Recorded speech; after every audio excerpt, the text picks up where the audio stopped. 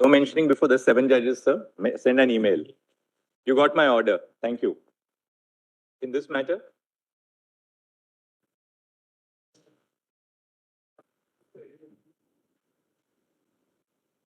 Oh, yeah, of course. But don't give it to us. Give it to the nodal council. He'll then put it together. No difficulty. May please.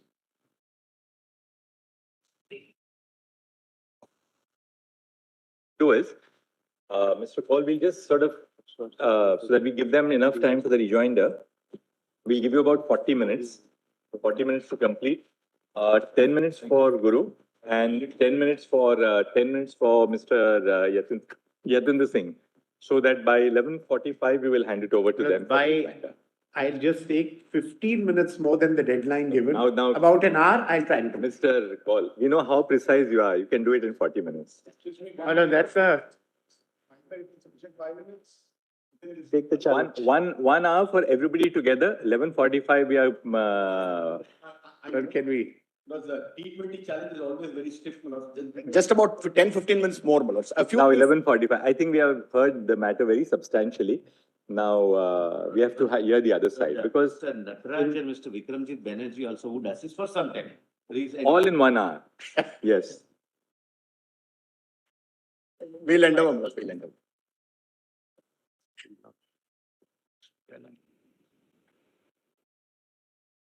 Generosity in these matters,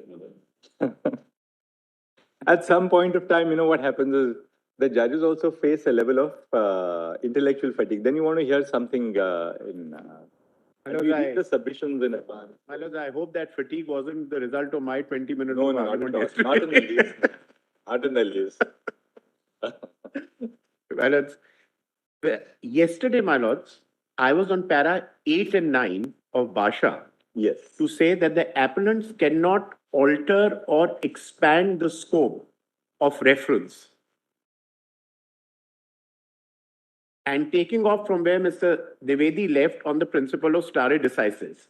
Now, whether... That's very technical, you know. We have in a combination of 7, we are not strictly ever bound by... I said so. I said so that I'm not saying for a minute... Point. I think we more want an answer on the heart of the matter. That way. But my lord, nonetheless, I'm entitled to say that if for 57 years, Basha in no judgment discussed has ever been doubted on whether established or administered factually, should your lordships at all get into it? That point you have made. That is all that I'm saying, my lords. That point is well taken. We have made the point. Yes, to hear the other. I'm not so much on the stare decisis, but on the issue that if that's not part of the reference order, can you completely alter and rewrite the reference question? Because the question they have rewritten. So, Mr. Paul, I'll just tell you what my notes say. 1, scope of reference dash Basha is not under review or appeal. Yes. In 56 years, it has not been in question. Only question in reference was whether and is conjunctive or disjunctive. Yes. So we have formulated your point. Yes. And my lords, also keep in mind that when para 8 and 9 was being read out to your lordships yesterday of the reference order, consciously the word question was used there in 8 and in 9. What is it that was referred to? Yashpal? For the purposes of 2F, were established. Now let's get on. We've now. And my lords, one thing yeah. I missed out. In para 9, the last line and the last word was the para of Basha extracted above. So they were categorically on the question of what was extracted above, which was conjunctive or disjunctive. I'll go on to my next point. Yes. Next point, my lords. I must say this was a mistake on my part. I've also got it uploaded now, my lords, but I dictated to save time a short note on the 5-6 judgments relied on them by what they say their contention and our answer. Otherwise, I could give a hard copy to your lordships because it's already uploaded. It is? Yes. Yes.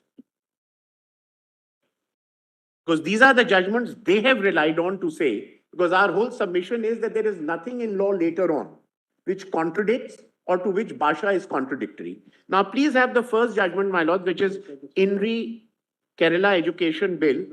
My lords have that? Yes, we can go to these first.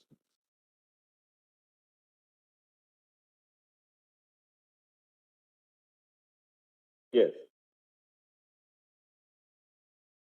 What I've done, my lords, is on the left-hand side are the findings and their contentions based on the judgment, and on the right-hand side is our response to it, if your Yeah. Lordship, my Lord the Chief Justice has that. Judgment cited and contention. In re Kerala Education Bill findings, a bench of 7 judges of this Honorable Court in re Kerala Education Bill, while examining a reference on certain aspects relating to Kerala Education Bill, opined that the provisions such as minimum salaries and qualifications for appointment of teachers sought to be imposed on minority-run schools as a condition to receive aid were regulatory in nature and that it would not offend the right of minorities to administer under Article 30 subclause 1. The Honorable Court held that the benefit protection of Article 30 subclause 1 would be available not only to educational institutions established after the commencement of the Constitution, but also to educational institutions established prior to the commencement of the Constitution. The Honorable Court also held that Actually, Mr. Kaul, instead of reading what Kerala holds, you can read out your second Okay. column, your response. So let's Very- see what your response is, because Where- Kerala. would your Lordships want me to That's also? better, no, brother? Yes. इसका response क्या है वो देख लेते हैं, more than anything else. As your Lordships say. I think And that's better, we'll on understand. the left-hand side, I've also given their contention based on Kerala, and now the right-hand side. Firstly, the propositions laid down by the Honorable Court in Kerala Education are not being challenged by us. The judgment in Aziz Basha also does not deny that minority institutions could have been set up prior to the coming into force of the Constitution and would still receive protection under Article 30 subclause 1. The Honorable Court in Azir Basha firstly analyzes the antecedent history of AMU and the subsequent enactment of the AMU Act 1920 to conclude that the very establishment of AMU was not by a minority institution in the first place. Further, the administration of the university, as mandated in the 1920 Act, lies with the central government, with final decision-making retained by the Lord Rector. Such control was not merely regulatory to prevent maladministration, but substantive in nature. The above finding is also made by the Honorable Court in Aziz Basha after an analysis of various provisions of the 1920 Act. In the facts of the case, in fact, a perusal of the provisions of AMU Act demonstrate that the 5 key administrative functions, admissions, levy of fees, governing council, appointment of staff, and disciplinary powers as identified by this Honorable Court in TMFI to determine the locus of administrative control are executed primarily by the Executive Academic Council in conjunction with the visitor, earlier Lord Rector. Can you just hold for a minute over there? Just make a note of these admissions. Levy of fees.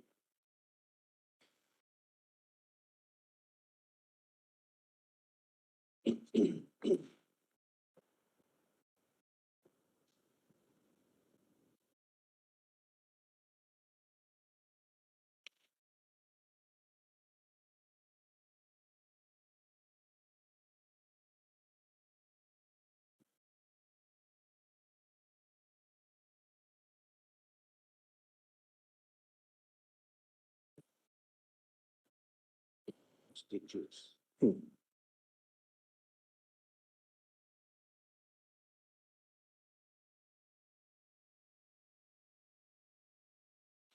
Making of statutes also, if your Lordships can add Under the Act. under the statutes and ordinances. And ordinance.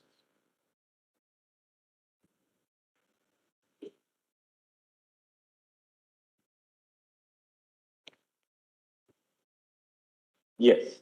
Therefore, the administration of university by the state cannot be simply viewed as reasonable regulations imposed in exchange for state aid. The administration of university by non-minority is substantive in nature because AMU is a central university and not a minority university receiving state aid. Then second is the judgment in Maroj Siddharaj Bhai, Sahbai versus State of Bombay, where the dual test was laid down.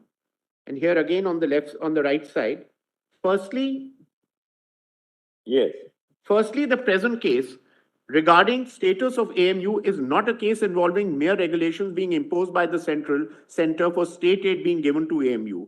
AMU stands on a different footing because the same was established by the then imperial legislature through an act of the then British government. Therefore, the administrative and regulatory provisions therein reflect the fact that the establishment of the university was by the central government and not by a Muslim minority. Finally, as submitted supra, the provisions of 1920 Act are not merely regulatory, but confer substantive control over the administration and management of AMU upon the non-minority bodies, including the visitor, the Executive Council, and the Academic Council. Then is State of Kerala versus Very Reverend Mother Provincial. Firstly, the Honorable Court in Mother Provincial does not state that they are rejecting the view taken by Aziz Basha. Secondly, the interpretation of the two rights to establish and to administer is consistent with how Aziz Basha interprets Article 30, subclause 1. In State of Kerala versus Very Reverential Mother Provincial, this Honorable Court merely held that non-minorities can also contribute to the establishment of a minority institution. However, Aziz Basha also does not deny such interpretation, but merely holds that in the facts of AMU, the establishment of the university was by a statute and not by any minority community. Thus, the Honorable Court in Aziz Basha, after highlighting the role that is required of the minority in the process of establishment of an institution, concludes that in the facts of the AMU case, the criteria is not met. With respect to the establishment in State of Kerala versus Very Mother Provincial, this Honorable Court held the administrative powers of management of the affairs of a minority institution cannot be taken away.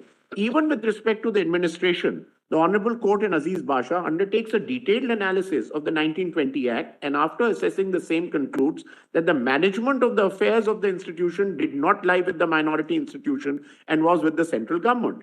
Therefore, in Aziz Basha, this Honorable Court not only laid down the broad principles of Article 30, subclause 1, but also undertook a factual analysis of the 1920 Act to hold that the administration of AMU was never envisaged to be in the hands of minority community. No subsequent decision has held that the factual analysis undertaken by Aziz Basha requires reconsideration. Then St. Stephen's College.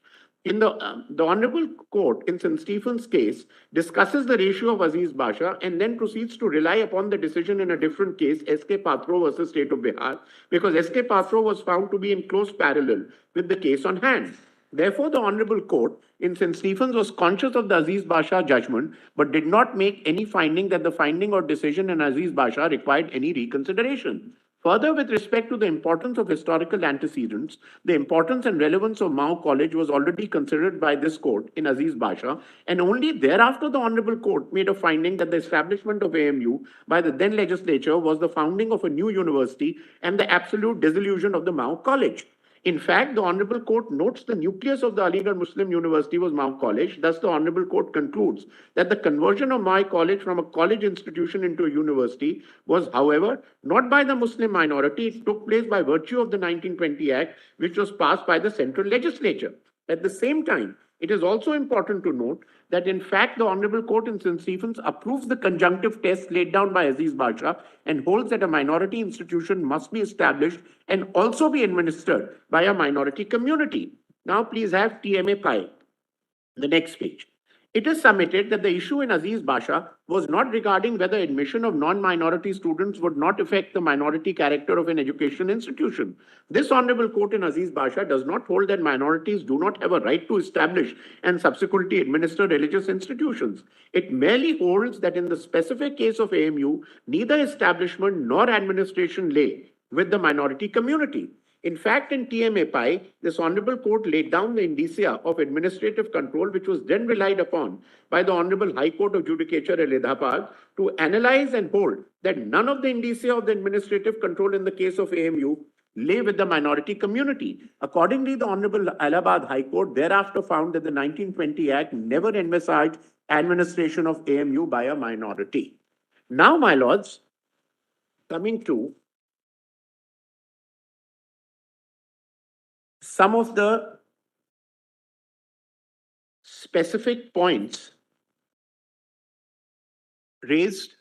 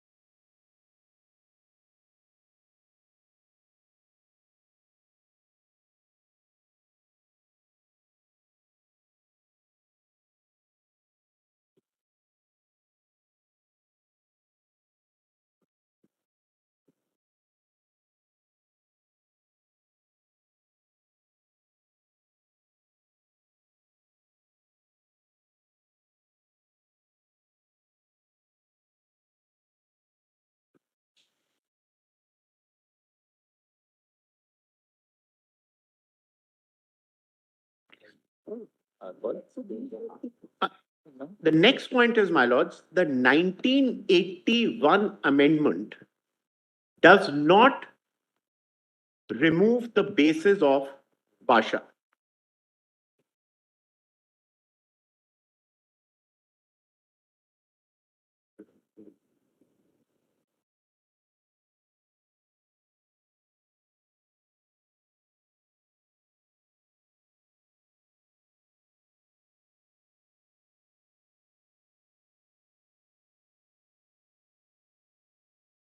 My lords, the establishment of in analyzing this aspect, we'd like you to dwell separately on the establishment aspect of Basha and the administration aspect of Basha separately.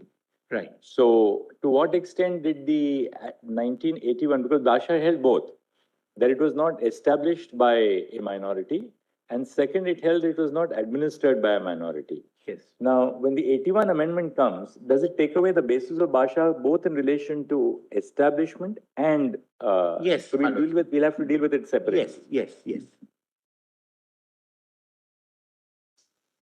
So there's not a question, it's just a suggestion. Yes, I'm very grateful.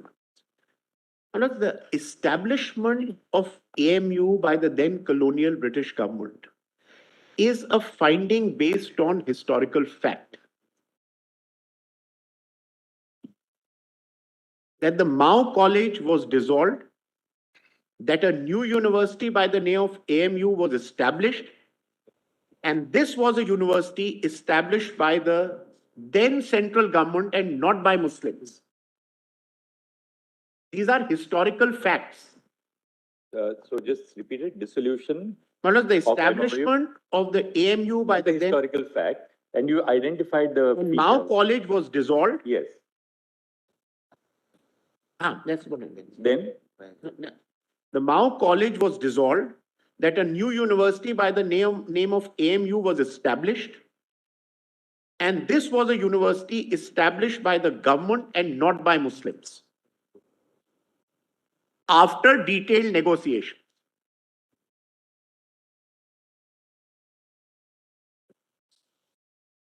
And giving up of many rights as an institution that they may have possessed before coming forward to the central government negotiating and an act coming into place. Now, by introduction of the word... By deletion of the word established. By deletion of the word established and amending the definition of university, you cannot remove the basis of Basha which recognized a historical fact. And that was not laid down as law by Basha but held to be a fact. Basha recognizes a historical fact.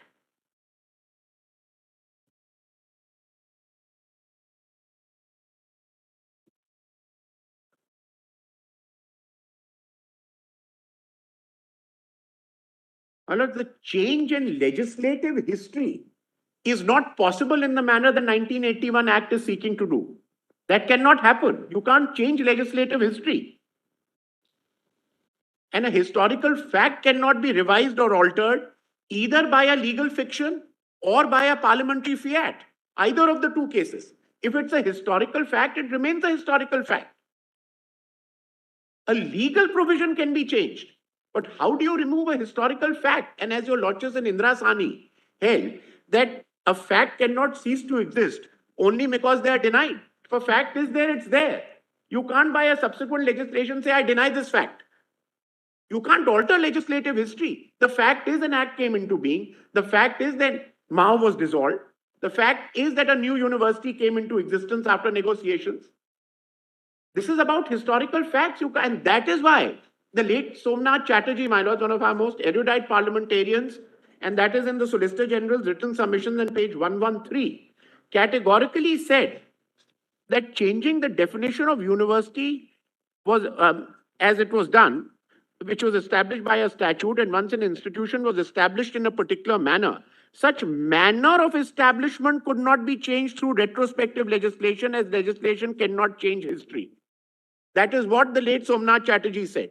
You are today seeking to argue that by the change in definition of university and by removal of the word establishment, we will change a historical fact.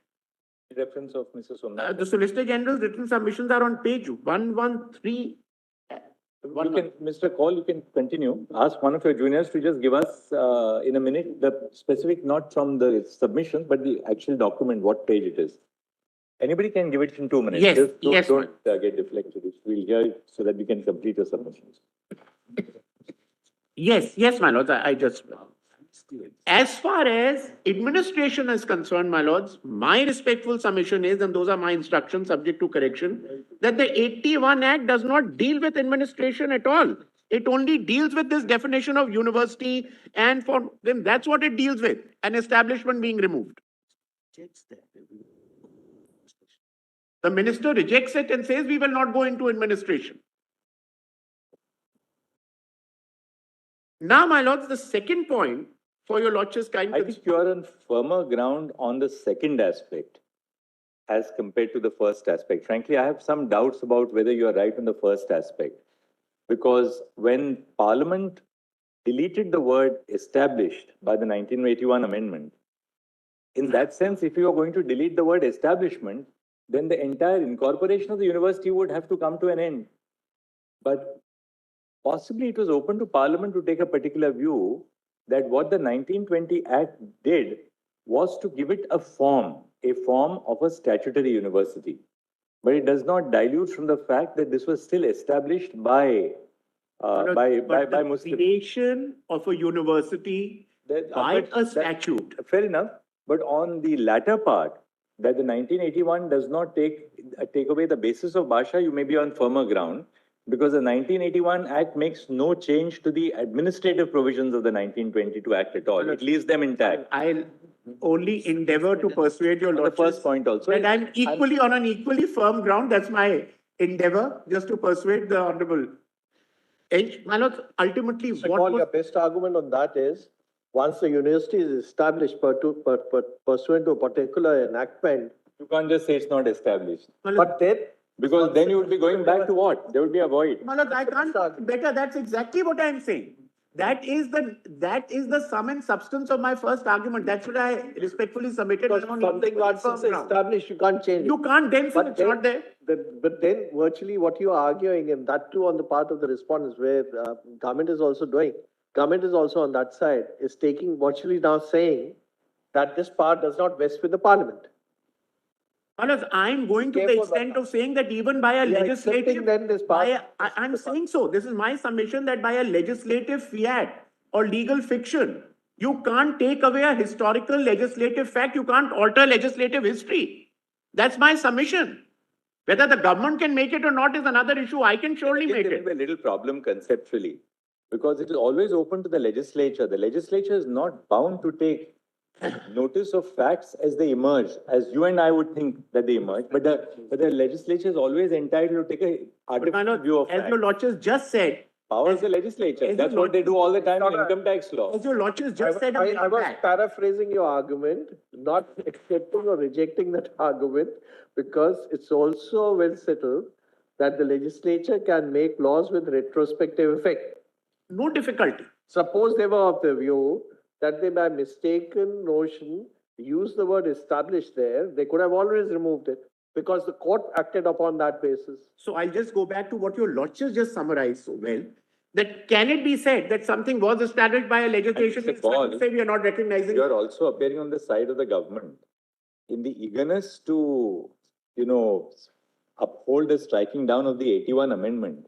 Let us now do something which substantially cripples the powers of Parliament. And we should be very averse to taking that kind of an interpretation. But my lord, my submission is slightly different. I'm on the point what your lordship also just summarized. In the effort to sustain the decision of the Allahabad High Court and get over the 81 amendment, shouldn't be doing something which, we means you, which really in that sense will substantially dilute the powers of Parliament for the future. We have to be very careful because what we are laying down. Law for the future. Fair enough, but what your lordship powers of a constitutional body. But what your lordship also said that at the same time, ultimately, my lords, there are actions of Parliament as well which are struck down. There are actions of Parliament which are also held to be ultra vires. The And I'll tell you Constitution. why this may not be entirely correct. Parliament is entitled to say that we take a particular view of the expression established Right. as opposed a factual view as opposed to a legal view. Now we got your point that even on the facts, there's a historical fact with Bhakta. The one that I am saying, my lords, that is my limited submission on that. That's Parliament what can Justice make that Khanna distinction summarized is my between- limited submission on the point. Parliament can make that distinction between incorporation and setting up. Yes. And to say that, well, what was meant by the word established, what we mean by the word established is actually the factual setting up, not the legal form which is given to it by the incorporation of a university possible. So let's not sort of, go into a wider context and sort of dilute the powers of Parliament by laying such a broad proposition that is not open to Parliament while legislating to take a view of historical facts to the contrary, even if it is embodied in a judgment of the This court. meaning of, Let's not. all I'm saying is, my lords, this meaning of established also in a way. That's why I said your second point, you're probably on a surer footing Well, that you've never changed the administrative basis of the And let me 1920 Act in complete this, 1980. and let me just complete it. But now you've made your And point. on established also, read it in conjunction with entry 63 list 1, National, where it's brought in as a university of national that importance. point has already been made. That's why I said, my lords, don't read established alone. Read it in conjunction with what did Parliament intend? Or what did the Constituent Assembly, when the Constitution was being drafted, intend? When entry 63 list 1 came in, a university like Banaras Hindu University of national importance, without any communal tag at all.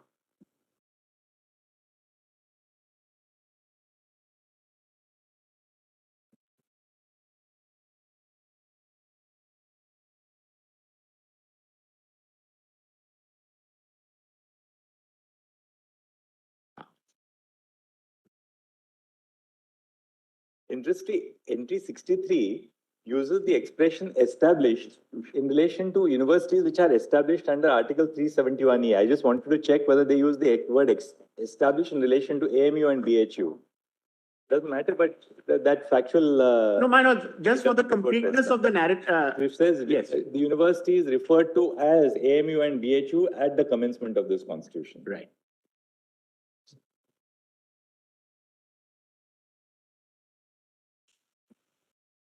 May I, my lords, proceed with the. There's one aspect, of course, which still is a point which may weigh in your favor, which is that entry 63 of list 1 contains a constitutional understanding in regard to the status of AMU and BHU. So it freezes that constitutional understanding as at the date of the commencement of the Constitution.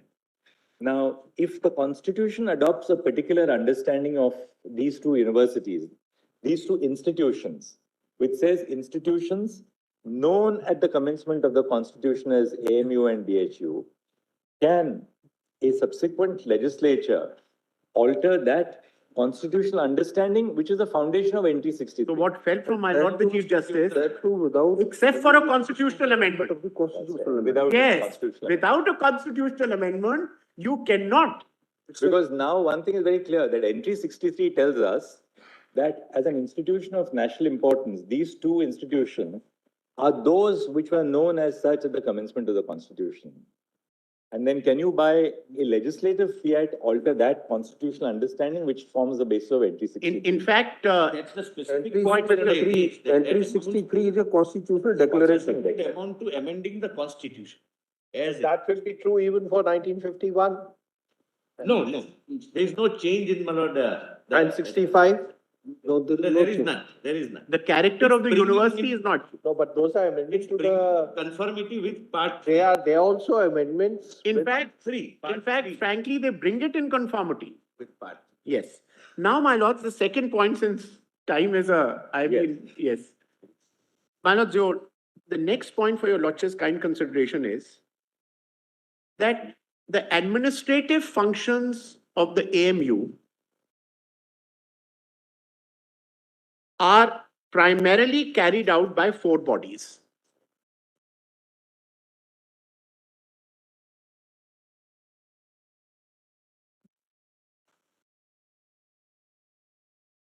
the visitor, the executive council, the academic council, and the AMU court.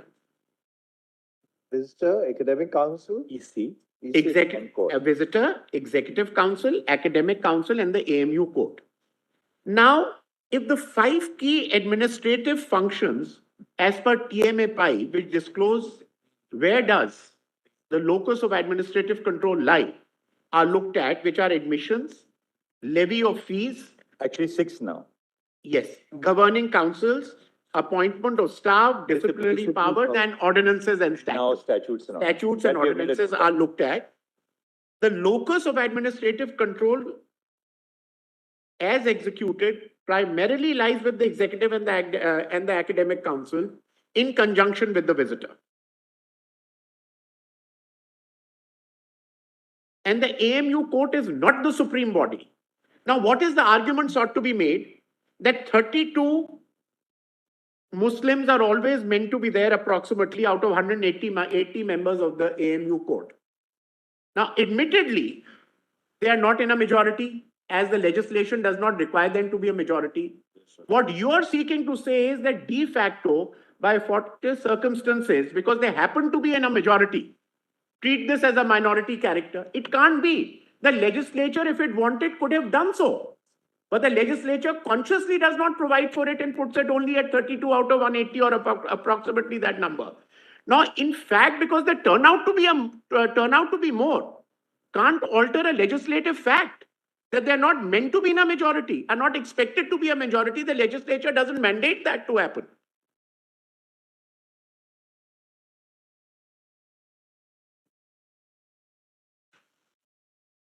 And the highest that can be said, my lords, is that the AMU court is one amongst many administrative bodies with essential powers vested in the executive council, academic council, which are not minority-led.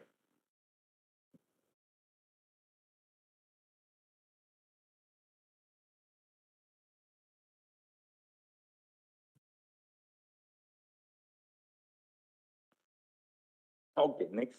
Yes.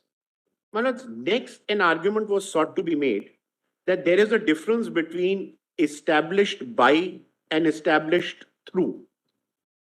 And it was said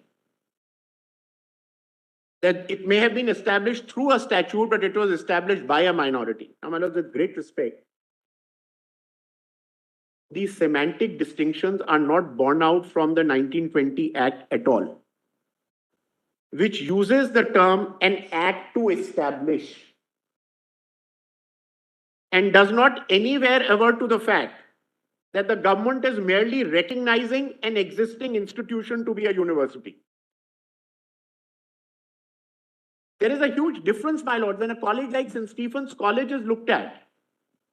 A minority institution whose character as a minority institution is analyzed is affiliated to a secular university.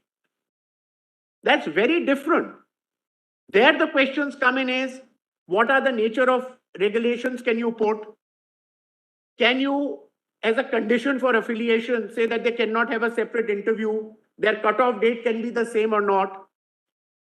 Can, while granting them aid, can you put regulations which are so onerous that it takes away the minority character of the institution? That's a very different category of cases. They did not come to the central government and say, create a statute, and negotiated, and a statute was passed to create St. Stephen's as a college or a university.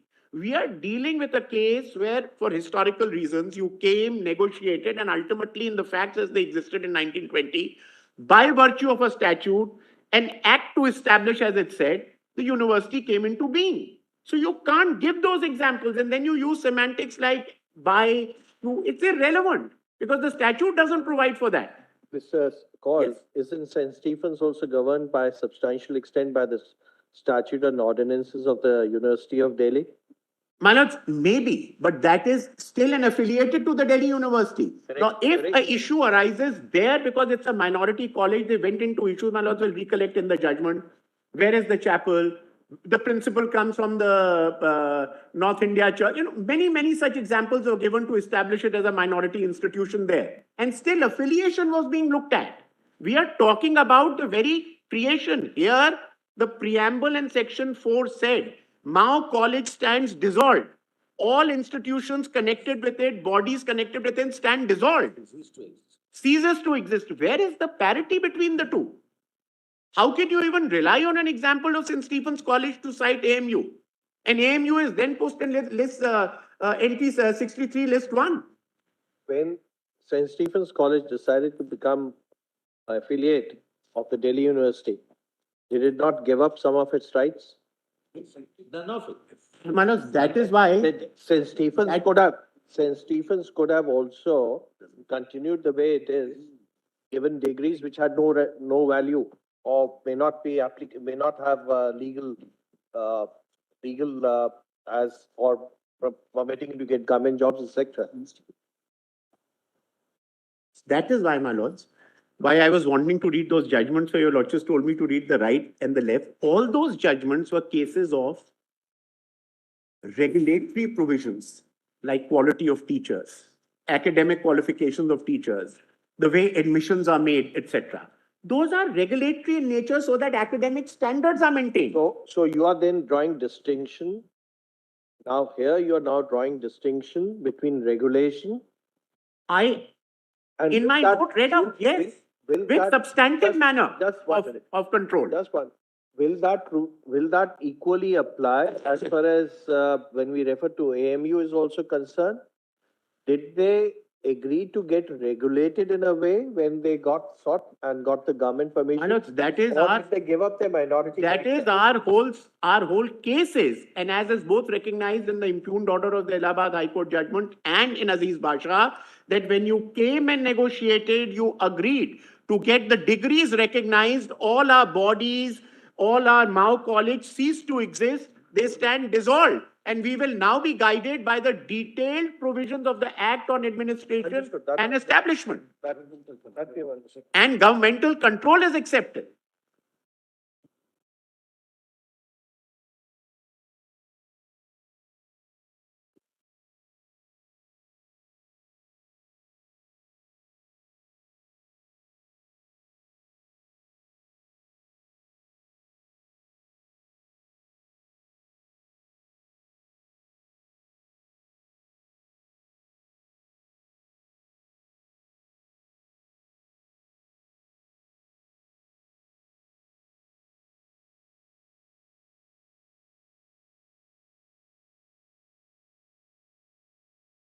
Colleges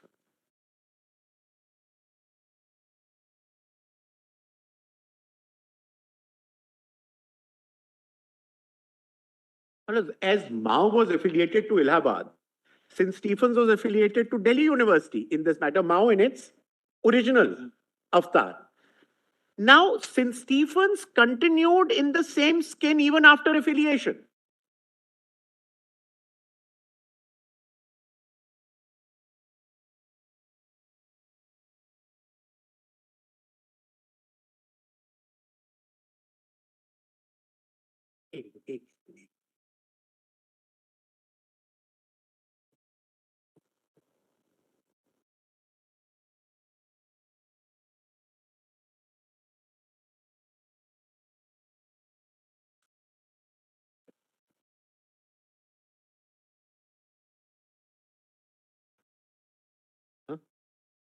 नहीं मैं बखत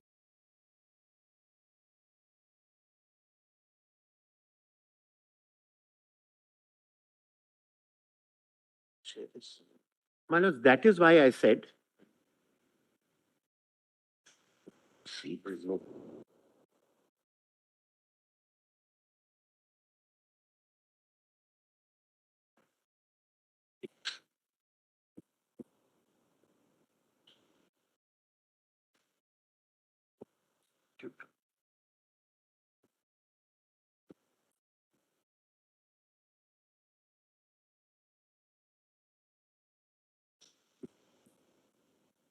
the 10% the chapel you get on there.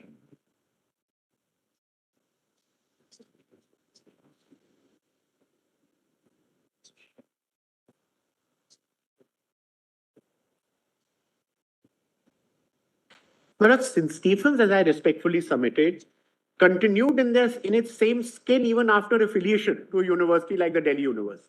And what were the grounds taken there? The grounds taken there were, where was the management? Management was at the minority. Illustratively, it was shown that the college looked after religious and moral instructions to students. The principal of the college was to be a member of the Church of North India or of a church that is in communion with the Church of India. All those factors came in. So it was held to be a minority institution. And why 1920 Act contain a schedule which refers to those founding members? Yes. Why does the imperial legislature recognize what it calls the founding members? Again, I would respectfully say that if a historical fact is incorporated to say these are the founding members, does that take away? And does that have to be read so exclusively and selectively without reading the entire act together? If the entire act is read together, merely because founding members are mentioned therein, what about the way it's established? What about the way it's administered? Will everything be overlooked? So we can't pick and choose bits and pieces to come to a conclusion that it is a minority institution. We can't pick up and say, look, here they said founders. There was another reference to the historical antecedent, but what about the core, the heart of the matter? The flesh and blood of the matter is... Mr. Kaul, what else now remains? Well, just one or two submissions. All right, let's just formulate them so that we'll move on. Well, my respectful submission for your Lordship's kind consideration at the end is this, that the entire argument has been that historical facts have been ignored and antecedents have been ignored. They have not been ignored. And then the argument is sought to be made that if that logic is accepted, then no minority can ever be set up as a university. Now, firstly, there is the NCMEI Act in itself, one which has its own provisions. B, there is no doubt now, historically as recognized in repeated Supreme Court judgment, that a university can only be set up under the UGC Act. But the deeming provision provides for any institution to come and seek a deeming status. So this whole argument that minorities and their rights are in danger is a completely misplaced argument of prejudice and nothing else.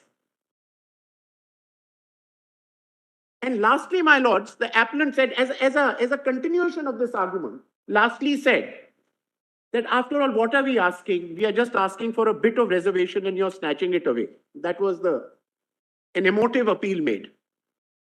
Now, my lords, my respectful submission is that when did you have reservation? The judgment in Basha has been in place for 57 years. You never had reservation till the 2004-5 with that then change of government, when the provision was made for reservation and which was ultimately struck down in the Allahabad High Court judgment. So which reservation is being taken away? Which right of minorities is being taken away?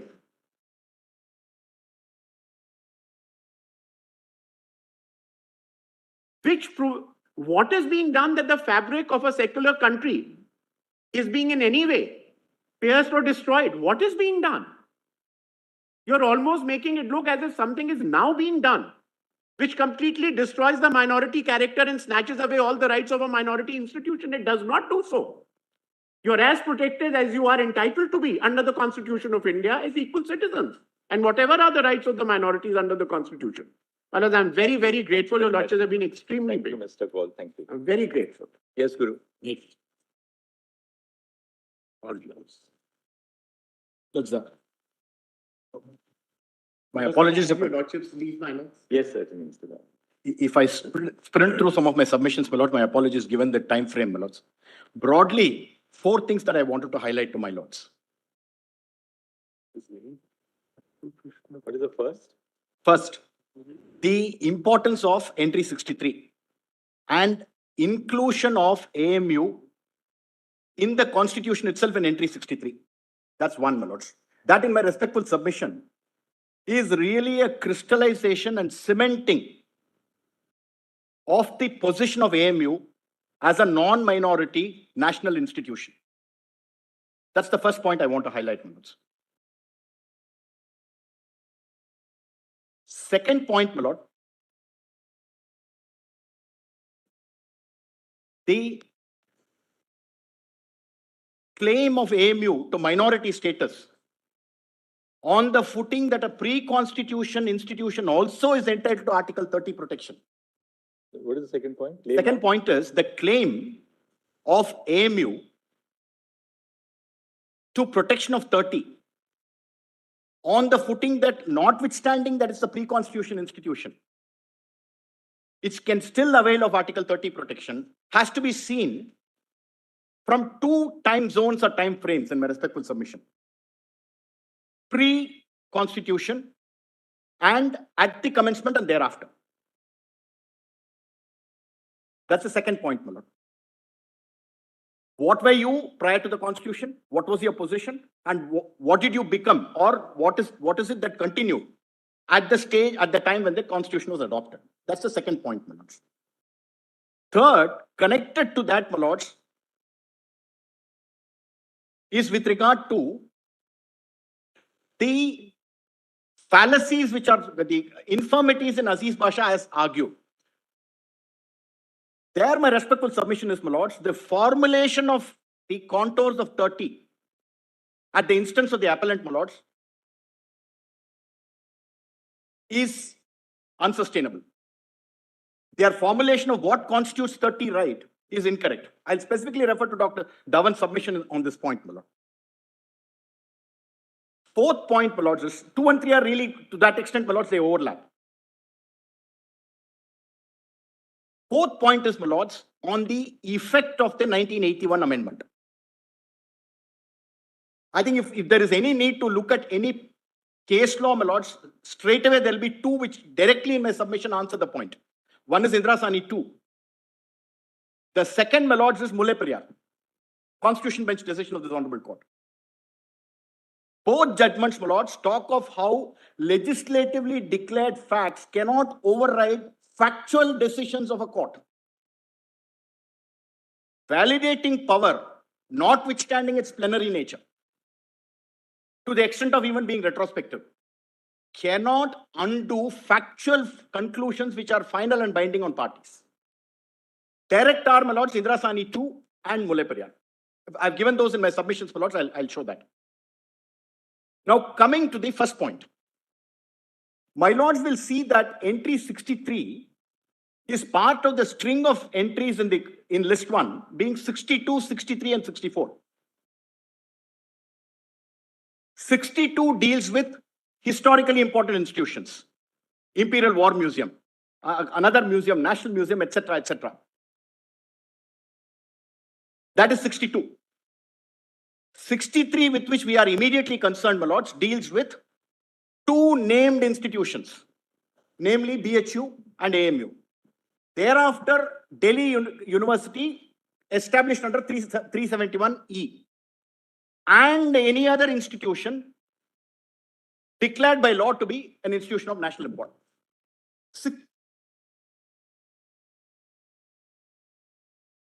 60.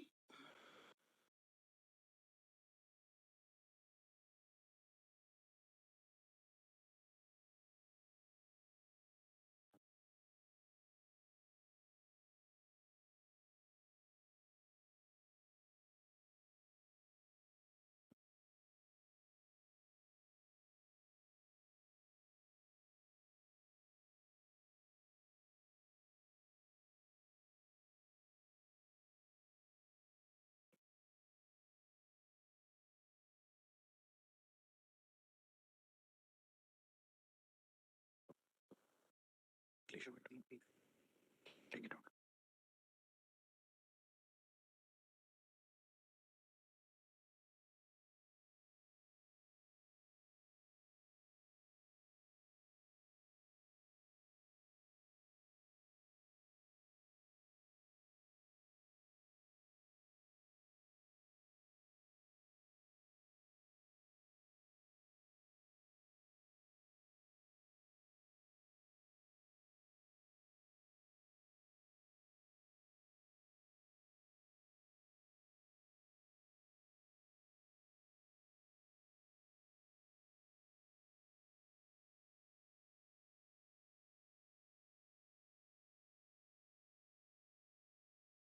Three entries use the expression institutions declared by Parliament by law to be Yeah. of national National importance. importance, yes. 63, 64, and 62, 63, and 64. That's right. In 62, Yes, it refers to three specific institutions: National Library, Indian Museum, Imperial War Museum, Victoria Memorial, and Indian War Memorial. that's right, my lord. And these five. Yes. And then it says any other like institution Yes, financed by government, yes, wholly or in part, and Yes. declared by Parliament to be an institution of national importance. yes. So 62, that residuary power of the residuary clause refers to any other institution of a like Nature, correct. So it has to be like, an archive. That's right. It's an archive or a museum. Something So of under historical 62, importance. Right. On 62, the power relates to declaration of an archive I bowed down. or a library or a museum. That's correct. When you come to 63, Yes, it refers to two institutions, by name, BHU and AMU. correct. And it doesn't say of a like nature. It says any other institution declared by Parliament. I am obliged to my lord for that for one reason, my lords. Now, During the 64, if you Yes. go to 64, it refers to institutions of scientific or technical education financed and declared by law to be institutions. So 64 governs a specific class, class of institution. namely institutions of technical or financial education.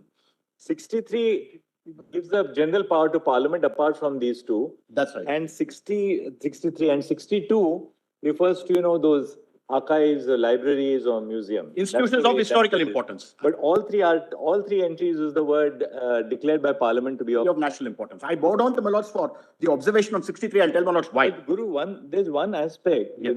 there is nothing fundamentally inconsistent Yes. with a minority institution being an institution of national importance. No, there I That have also a we point have to to, that also we have to understand. No, More issues, sir. This is Yeah. a good. no, I have a submission to make on that. You can have a minority institution which also Parliament may by law. No, I declare to be a understand. national I bow down, but the point is well taken. No, I'm on it's- something slightly it's- different. it's- No, what fell from my lords on 63 is important. Unlike 62, which talks of a like institution, 63 doesn't have. During the Constituent Assembly debates, an amendment was suggested saying for 63 also, it has to say similar institution. That was rejected, and in the process of discussion, they talk about the national character which is non-communal of BHU and the AMU. That is what is important, my lords, for my lords' purposes. That is what I wanted to show. My lords, the Chief Justice's point is well taken that like institution is not found in 63. A similar amendment was suggested when draft 63 equivalent to 40 and 40A of the draft constitution was moved. One member, Naziruddin, he said, should it not be similar institution like BHU and AMU? Dr. Ambedkar says, no, we want width of power to take over any kind of institution because these are institutions which are of national importance, which go beyond sectarian and communal character. Is that, just show us just that relevant part of the Constituent Assembly debate Yes, on I'll when do they discuss national, yes, on this entry. Yes. This entry. In my submission also, sorry. My written submissions, page 12. We have Just show us quoted, that, verbatim. can we go, do you have the CAD directly instead of going through the submission?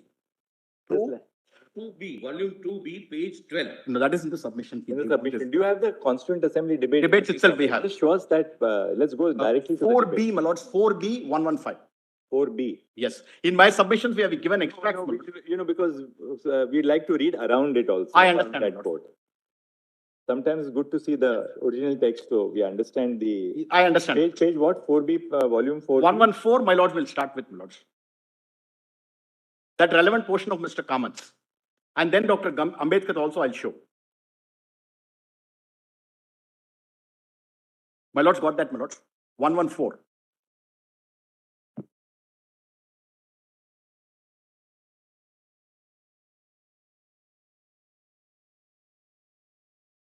Can I read that, my lords? 114 at 115. Taking my first amendment first, I feel that the acceptance of the amendment moved by Dr. Ambedkar referring to an institution which may be declared by Parliament by law to be one of national importance. I am not referring to Delhi University at all, but the second part of the amendment is fraught with dangerous consequences. I hope the House will pause to consider whether such a sweeping provision for bringing within the purview of the central government any institution, which of course Parliament may declare by law to be of national importance, is at all necessary. House will see that in the previous entry 39, which we have passed, We have given power to the Union to legislate about any institution financed by the Government of India, wholly or in part, and declared by Parliament by law to be an institution of national importance. This entry goes further and gives power to the Union to legislate in regard to institutions, whether financed wholly or in part or not at all by the Government of India. I have in mind certain institutions in this country which are doing very good work, wholly privately run on efficient lines without any governmental interference. Amendment just now moved by Dr. Ambedkar shows that this grabbing instinct of the committee is growing by leaps and bounds, and if this passes muster, if this is accepted, I'm sure the day is not far distant when the acquisitive instinct of the Union will run riot, and the Union will try to step into so on. So then the next para. As regards the two universities mentioned in this entry, the Banaras Hindu University and the Aligarh Muslim University, of course, either it may be true that they are of national importance or because they have the communal tag attached to them, government to show their impartial, non-communal nature might legislate in regard to these universities. This is very important, my lords. As regards Delhi too, because the status of Delhi is not yet defined, it is perhaps desirable that it should be within the purview of the Union. But to specify here very vaguely that any other institution may also be taken over by the Union, legislated upon by the Union, though of course this saving provision is here, is there, that Parliament should declare by law those institutions to be of national importance. But in modern times, he goes into all of that. Now, this is one part where they specifically, please come back to that. As regards the two universities mentioned in this entry, the Banaras Hindu University and the Aligarh Muslim University, of course, either it may be true that they are of national importance or because they have the communal tag attached to them, meaning to suggest, my lords, the name. The government, to show their impartial, non-communal nature, might legislate in regard to those universities. So even this person who opposed, my lords, the sweeping language of 63, where it says by Parliament can take over, says for BHU and AMU, you are justified because you want to show that they are of national importance. They should not be carrying any communal color because of the communal tag attached to their names. And in fact, Nazaruddin, the other member, my lords, he also talks about the amendment which he wants to do. Please come to 112.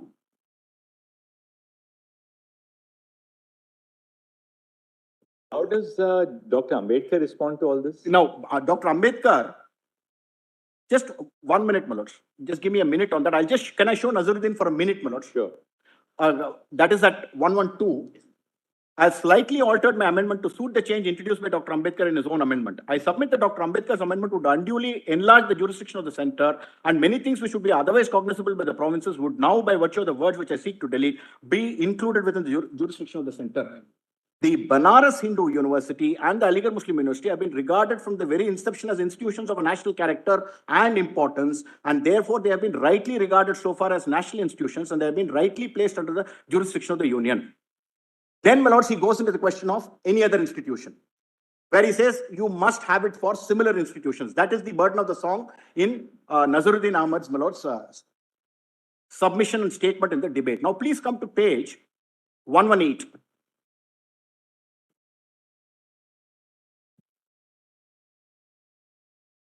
Now, please see, I find my honorable friends, Mr. Nazaruddin, Dr. Deshmukh, running at cross purposes. One wants to enlarge the scope of the article by adding the word academy. Other wants to limit the scope of the article by adding the word Delhi University and any other institution declared by Parliament by law to be an institution of national importance.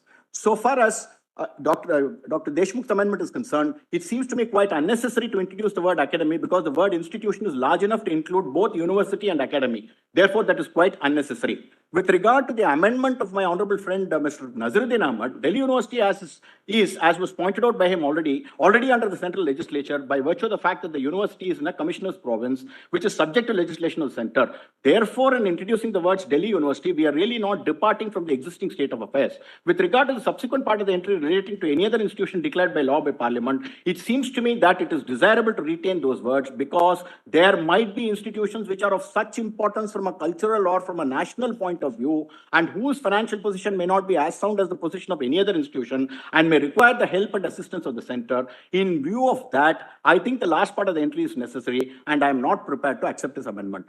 Now, with regard to the to my honorable friend, Mr. Kamath, he wanted to introduce the words research institution. He has forgotten, or probably his attention has not been drawn to my amendment dealing with entry 57A. That's with regard to another entry.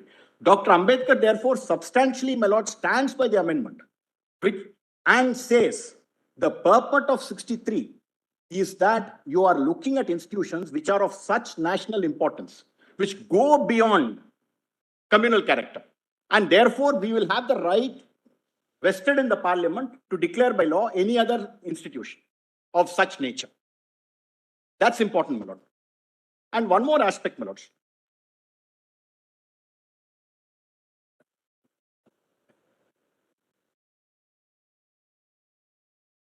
Yes.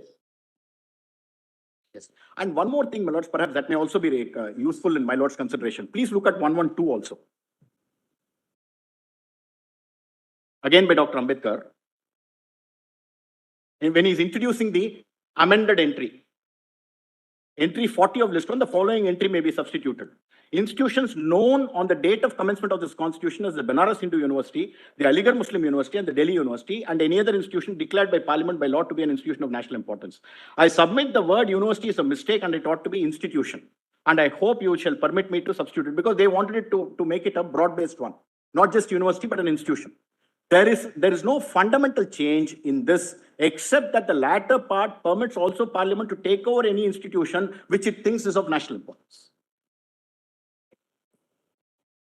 We have the IIMs, we have the IITs. In fact, IIMs, IITs, my lords would have seen, they come under 64.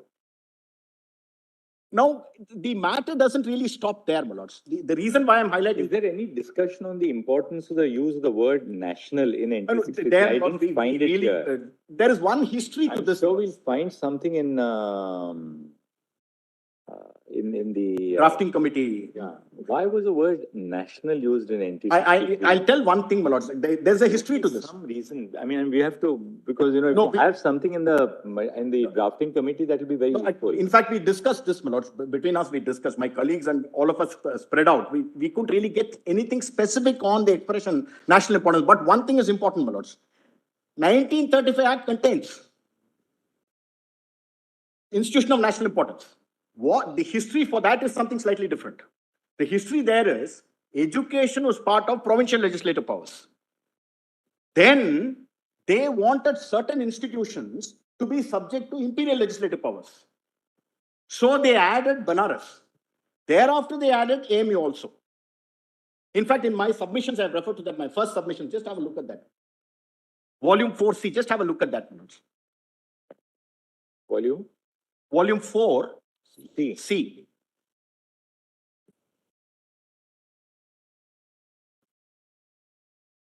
Yeah, that's right. I'll show that on page 43.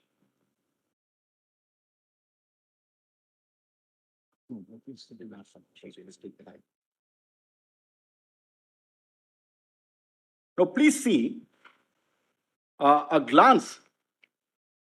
No, in fact, the previous one. I'm sorry, Mr. No, this is something else. Page the Aligarh Muslim University. This seems to be the bill in 1920. 1920. Now, please see the third paragraph there. Honorable members are aware that education, this is the one. Education, including university education, has in the past been a provincial subject. Legislation regarding the Banaras University was framed in consonance with that state of things, and all official control in consequence reserved to the provincial government.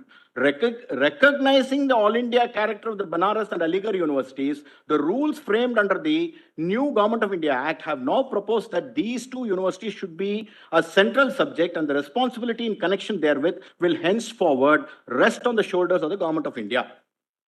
This is the basis. At the same time, the Calcutta University Commission have commended the foundation of universities of the unitary teaching and residential type, and have proposed that universities generally should possess greater autonomy in the administration of their internal affairs. Page 43, 43 in 4C. My Lord Justice Datta has it. I'm reading the third paragraph.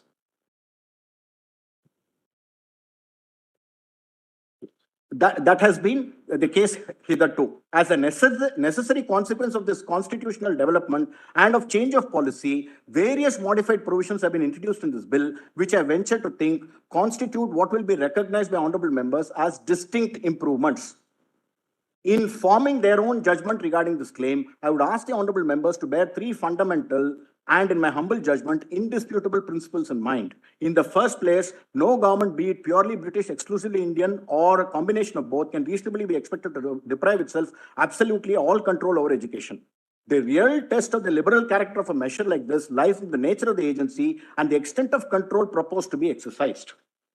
In the second place, in the new conditions upon which India is now entering, official control no longer means what it did in the year 1915. With the introduction of a popular Indian element in the provincial as well as the imperial government, official control will in the future have an entirely different meaning. In the third place, the substitution of control by a constitutional authority consisting of a number of persons for individual authority is on the face of it a step in the right direction. This is again indicative of the manner in which and the reason behind my lords putting in place all those provisions in the 20 Act.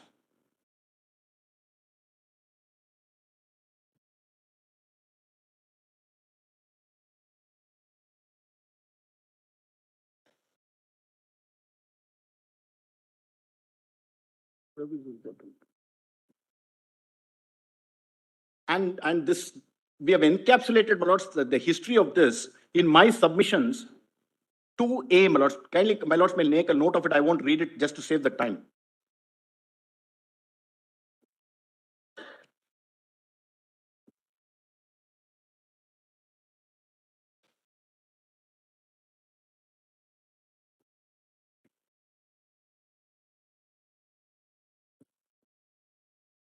My lord, this is Could you read the next paragraph also? then all right, I'll do that, my lords. 43 last paragraph. A glance, may I read it, my lords? A glance at section 6.2, 17.5, 18.5 and statutes 8.1, 10.1 and 19.1 of the Banaras Hindu University Act will make it clear to the honorable members that the visitor, that is the Lieutenant Governor of the United Provinces, is the main agency of control in the case of Banaras University. In the present bill, in consonance with the central nature of the subject, much of that control is transferred to the Governor General and Council, an authority which under the Government of India Act will henceforward include 3 Indian members. Under the Banaras Hindu University Act, all new statutes or additions to statutes or amendments or repeals to statutes other than those providing for the instruction of Hindu students in Hindu religion require the previous approval of the Lieutenant Governor, who may sanction, disallow or remit for further consideration except statutes affecting the constitution of the university authorities which require the previous sanction of the Governor General and Council. In this bill, that power is proposed to be vested in the Governor General and Council. Moreover, the Governor General and Council will, when exercising the power so vested in him, have before him the opinion of the visiting board, which will include the ministers, one of whom will himself be in charge of education, so that the Government of India will be in possession of the views of this popular authority when exercising their own powers in this connection. Similar arrangements are also proposed with reference to ordinances. And though it has been considered advisable to reproduce in the present bill the provisions contained in the Banaras Act, giving certain powers of supervision to the provincial authority in order to secure that the proceedings of the university shall be in conformity with law, the agency, even for the exercise of this power, is changed from the Lieutenant Governor to the visiting body. Election of successors to the first Vice Chancellor is subject to approval by the Lieutenant Governor under the Banaras Act, while in the present bill, such election is made subject to the approval of the Governor General and Council. In the Banaras Act, the Senate consists of 50 members, of whom 5 members are nominated by the Lieutenant Governor. In the case of Aligarh University, the corresponding body to be called the Academic Council will consist of 30 members, of whom 2 only shall be nominated not by the Lieutenant Governor, but by the visiting board, constituted in the manner I've just described. Honorable members will thus see that this brief comparison between the 2 agencies of control in the case of the 2 universities constitutes sufficient indication of the liberal character of the present bill. That, when they set up AMU, they had a precedent, namely of BHU. Correct. BHU had been set up earlier. It's indicated that, an undertaking was given to the Hindu leaders at that time, that when AMU was set up, it will be set up on the same pattern as Pattern and BHU. lines as yes. And therefore, AMU itself was set up on the same pattern as BHU. That I think we also find at internal page 42, middle of page 42. Yes. Meanwhile, the Hindu leaders, who That's too right. had in their turn approached the government of India with a scheme for establishment of a Hindu university at Banaras, guided by that practical spirit which is one of their characteristics, That's right. accepted the conditions laid by the Secretary of State, etc. An undertaking was at that time given by the government to the Hindu leaders that the university to be granted to the Muslim community would also be also be on the lines of the Hindu university. university.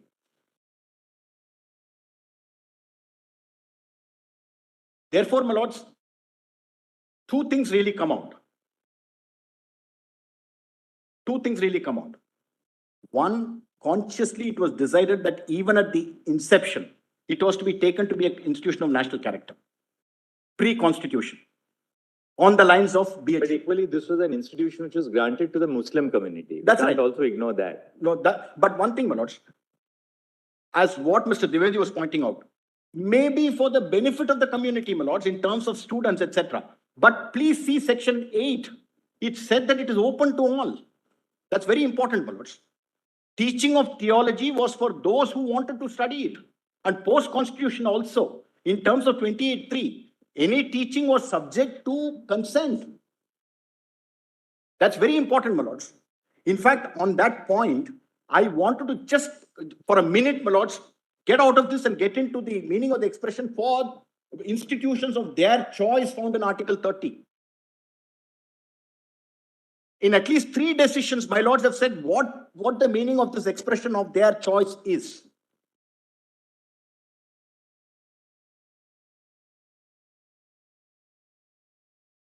It's not just choice of the manner in which you do the administration as what is sought to be projected. No. Which means an institution for the development and benefit of that minority, be it linguistic or religious, for which the institution is formed by the founders. That's how you understand the expression of their choice. Give me those 2 seconds.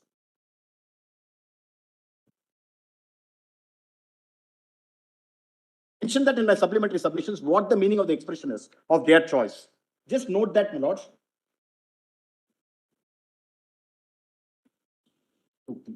Volume 2, P, my lords, P for Peter. That's my supplemental submission. 2P. 2P, page 14. I have extracted from, my lords, St. Xavier's. Given that specific extract from Xavier's, my lords.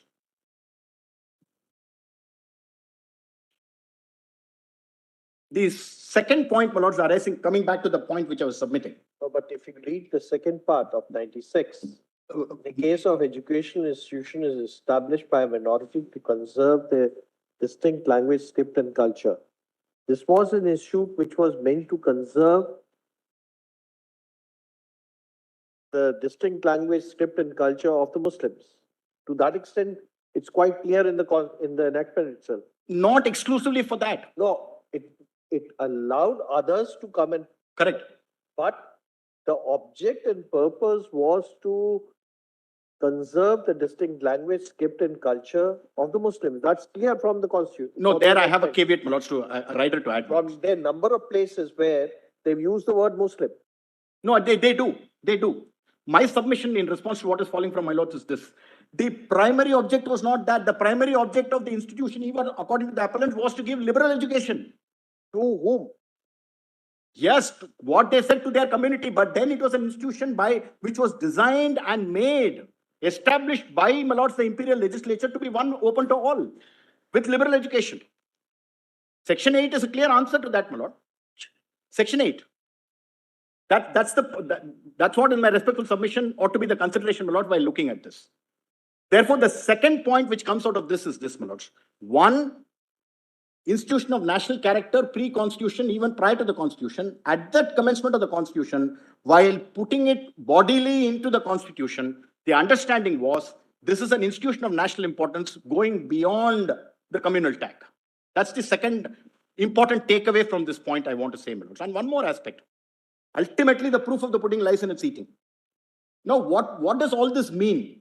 What does all this translate into by Parliament declaring by law that an institution is of national importance? What happens? Straight away, my lords, 4 or 5 features. So what safeguarded was, it prevented the state legislatures for interfering. Pre-constitution, correct.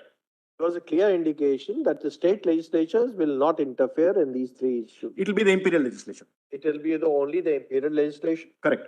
And after the enactment of the constitution, only the parliament Parliament, yes. That's right. and the executive interfere. That's correct. So That's they, right. they wanted to save them or give them an umbrella, ensuring that it's only the central government and which interferes or will regulate their affairs. For the reason, that's important, my lord. Absolutely right. For the reason that they are institutions of a national character and of national importance. That's the point, my lord. That's the reason why it That's is. the way they distinguish them. Yes, certainly that's used. But the question which was posed by the Chief Justice also was, will branding the institution or characterizing them as an institute of national importance do away with their character as minority? It's at two levels that I want to respond to that. It's at two levels. Number one, while as a proposition, it is right that it need not. Read into it. Sorry, my lord. We can't read it as a negative stipulation. No, I'm saying something else. First level, yes, but at level two, It's a positive stipulation, not a negative stipulation. no, the indication clearly being this. By declaring an institution to be an institution of national importance, the parliament has decided that it shall acquire a character which goes beyond. This is not a individual negative statement. With It's only a respect, my lord. positive statement. No, I'm saying the meaning, therefore, constitutionally is that this now acquires a certain character where it goes beyond the position of all regular institutions, gets to the next level. And that's why I was saying how by being declared by law, so many other consequences follow. One of the main things, my lords, substantial government funding. Guru, do we have the report of the standing committee which presented its report to the imperial legislation in this compilation? Yes. Just give us the page. Yes. Give me the page. I'll just take it out and give it. In a minute, I'll give it. Can I just complete the submission on this, my lords? The consequence of declaring it as an institution of national importance is the substantial funding by which they become centers of excellence. Dr. Dhawan was wanting to make out that by declaration as an institution of national importance, is all that is ensured is it becomes a center of academic excellence. No, not just that. Now, in that position, it goes beyond the stage of aid to a minority institution or a non-minority institution, as the case may be. Substantial funding takes place. In fact, in my additional submission, I have pointed out from the statement of the Minister of Education on the floor of the Lok Sabha, how much money has been spent on AMU in the last 4 years. Please have a look at that for a minute. Yes. 2P, my lords. 2P, page 27, para 31.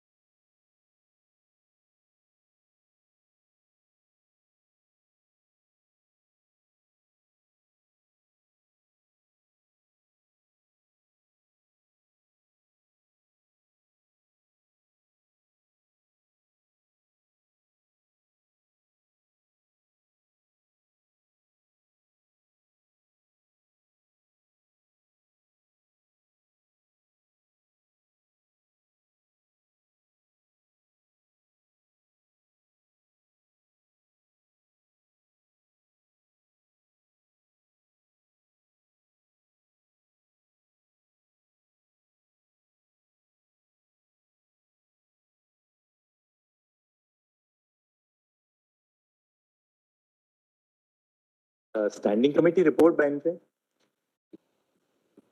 Volume Volume? 4A, 72 minutes. 4A, 72. 4A. 4A. Just look at page 73, my lord. This select committee's report, I presume this is what my lords are looking at. Yeah, mentioned in Bhasha, my lords. Page 73 it starts.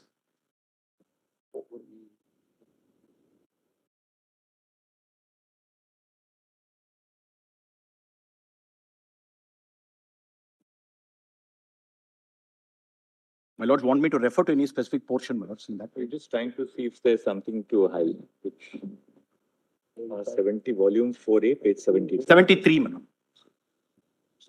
The select committee report is of The date, 1920. yes, 1920, my lord.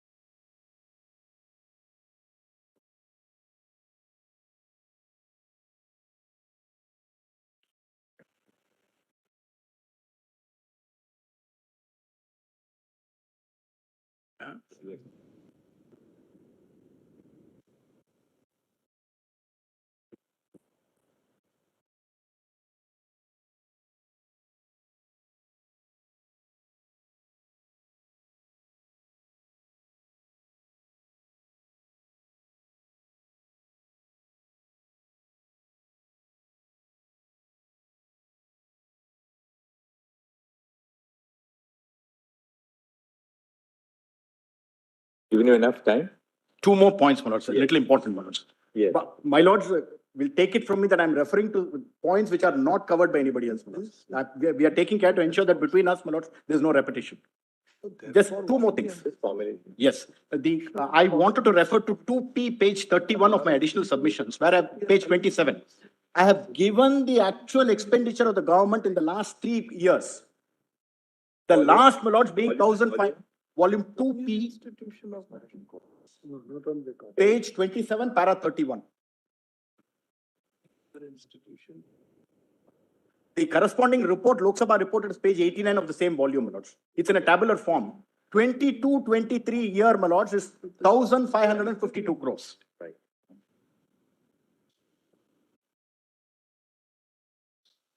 Just one more word, my lords, on the institution of national. Our report is at page 81. The report itself is at page 81, you said, I think. 89, my lords. 89.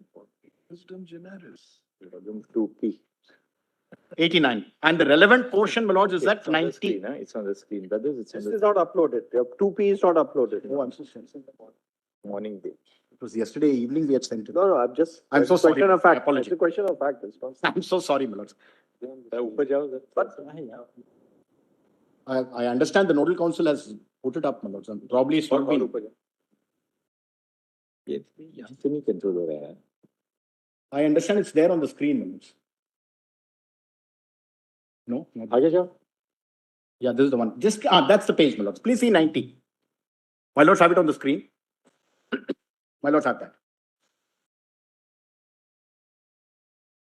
The years than 1920, it's more than the University of Delhi. that's true. That's Almost true. double of that. And AMU, my lords, we call has so many centers. Number of centers. One more thing on this point, institution of national importance, my lords, and then I'm done with this point. Please make a note of, I will not read just to save time. Please make a note of the discussion when the Vishwabharati Act was moved for declaring it by law to be an institution of national importance. There again, the national character where it goes beyond regions and particular sections is discussed. Same volume. Same volume. Please note page 43, my lords. Which same means which volume? The volume which I'm just referring to, 2P, Page? 43 at 53.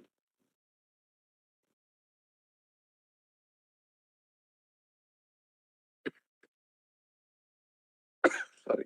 Now the next point, my lord. Please, my lords, look at my original submissions and the additional submissions where I've elaborated on all these points, my lords. On the effect of declaration as an institution of national importance. Just to save time, I'm not going into each one of these points, my lords. Both the original submissions and further added in the written submission, the additional submissions, I've pointed out all of that, my lords. I've given the crux of what I wanted to submit, my lords, on this point. The second point, the effect of the 1981 amendment. If at all, my lords, there is anything to be looked at, please look at two portions of Indira Sani 2 and Mulle Periyar, my lords. Indira Sani 2, please come to my compilation of judgments, 5D. Page 1240, para 28 and 29. There, I'll just briefly give the background, my lords. Indira Sani, 9 judges, the first one, said creamy layer shall be removed from the persons who are entitled to the benefit of reservation. Creamy layer is not entitled to the benefit of reservation. Court also directed, please form backward classes commissions, identify creamy layer, remove them. State of Kerala purports to say there is no creamy layer in state of Kerala. The validity of that action, my lords, is considered in this judgment. That's the long and short of this. Please come to paragraph 28. 1240. 5D 1240. That's the relevant part. Beginning page. A question of validation. Yes.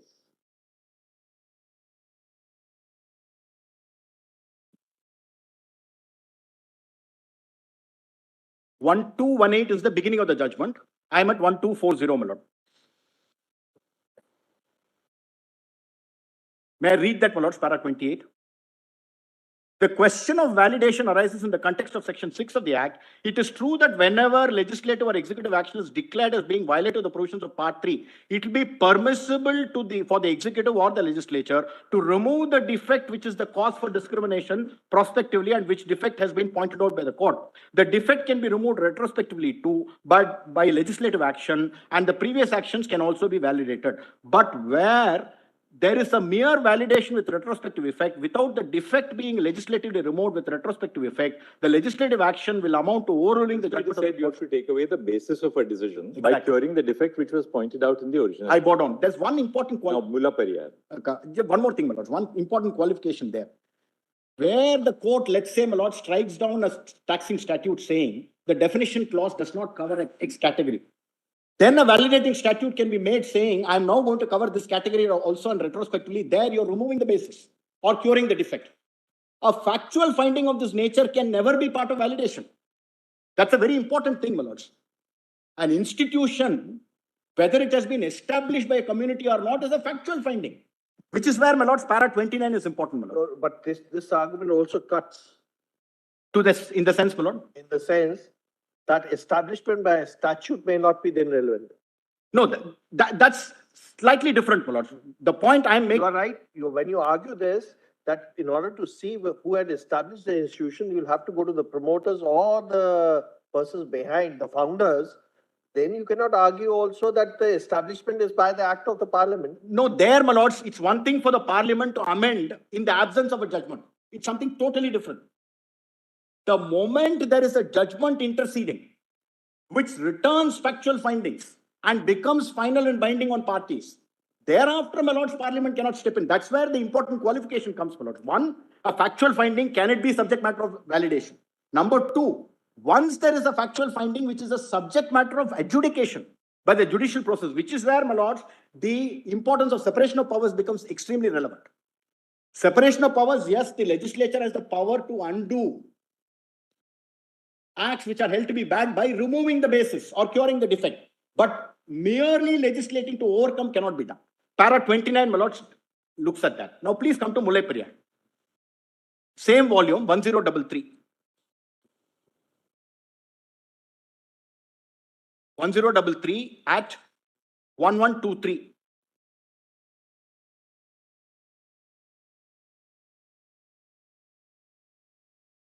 please look at paragraph 157.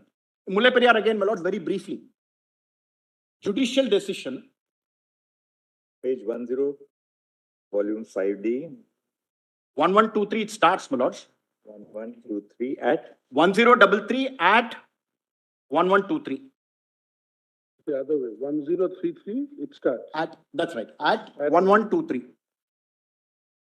5D, my lord. Same volume. Para? 157.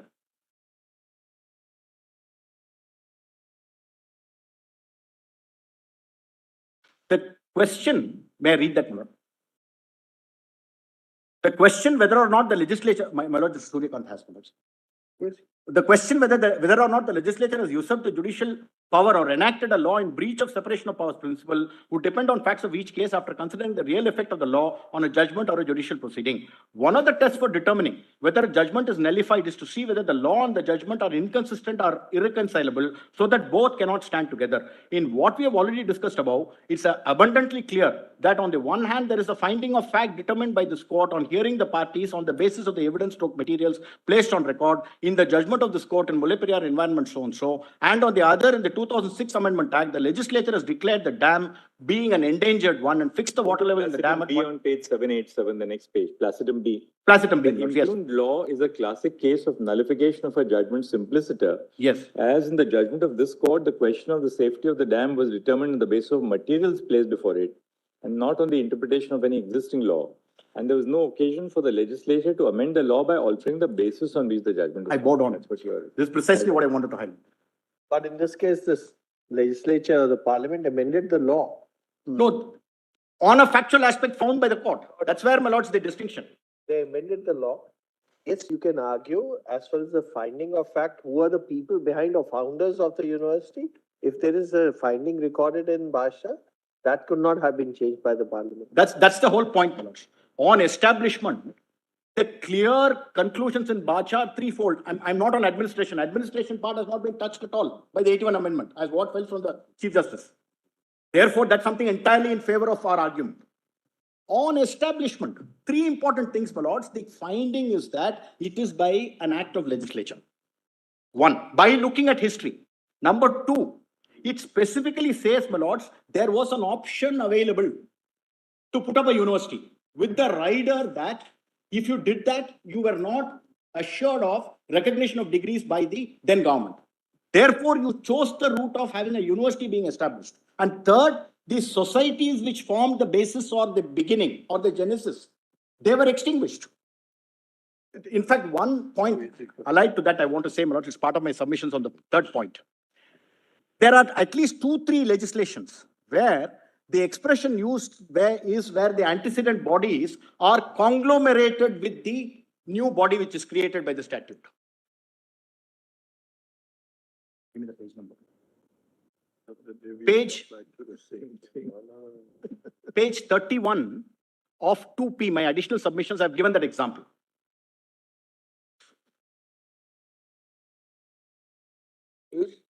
Page 31 of volume 2P, my additional submissions. The concerned act, my lords, is the Institute of Teaching and Research in Ayurveda Act of 2020.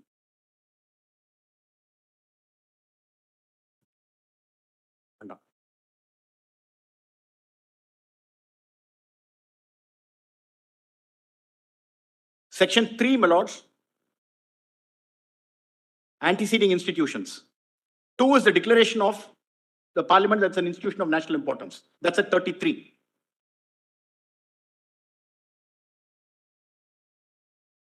Section 4, it says all those anteceding institutions, they are named. And thereafter it says are hereby conglomerated and established as a body corporate under this act. My lords got that. Section 4.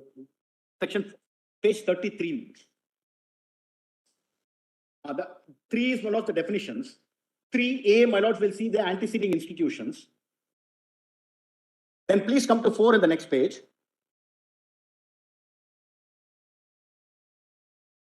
There, please see 4.1.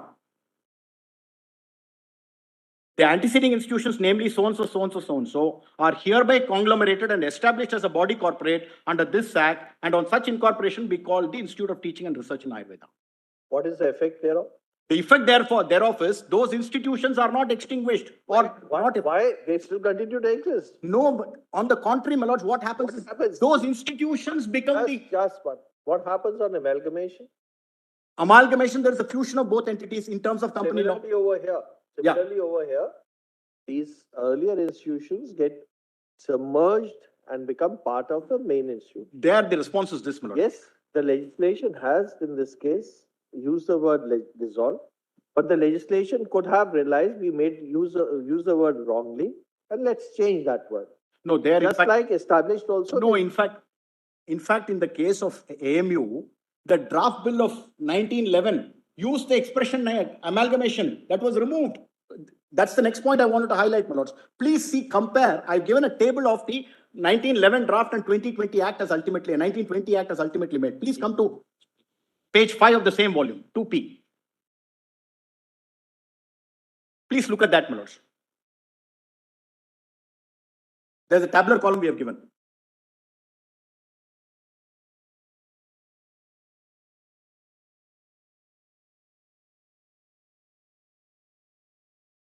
My lords got that. Just see the preamble itself, my lords, what the tone and tenor was and what it ultimately became. May I read that, my lords, for a minute? Yes. Where an institution, a page, my lords, of 5 of my submissions. The tabular statement is there on the screen now.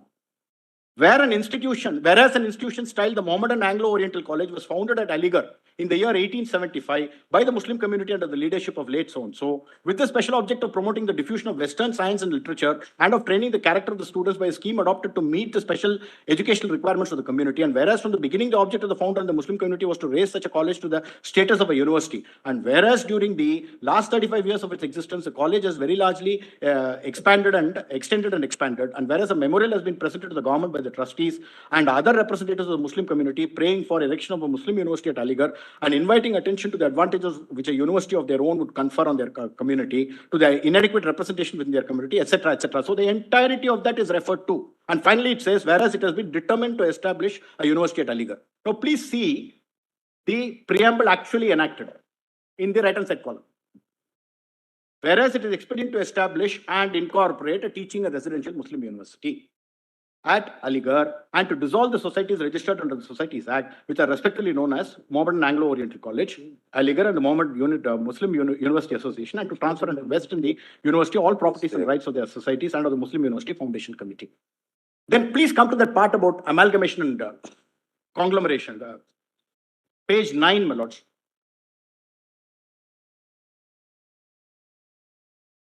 Section 29 in the draft. Page 9, भैया. 9, my lords. 10 पे गए. Section 29, left-hand side column. Amalgamation of MAO College, Aligarh, with the Muslim University. Okay, amalgamation of. My lords got that. Yes. On and after the date of establishment of the university, the MAO College, Aligarh, shall cease to exist as a separate corporation and shall be incorporated to the university, and all property, movable and immovable of every description, etc., etc. And all rights and powers and privileges are immediately before the establishment belonging to or were vested in the college shall, by virtue of this act, without any conveyance, assurance, or other instrument, be transferred to and become vested in the university for all estate and interest therein, respectively, of the college, and shall be applied to the objects and purposes. As distinguished from that, so the amalgamation is what is envisaged. Please see on the right-hand side column. Amalgamate, it says incorporated into. Yes. Yes. Now, section 4 talks about dissolution as passed. Right. Very significant in my respectful submission.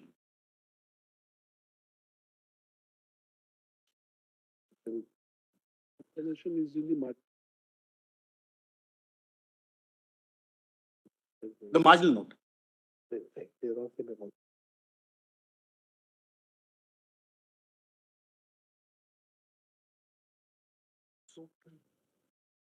Two things, my lords, I'm left with now.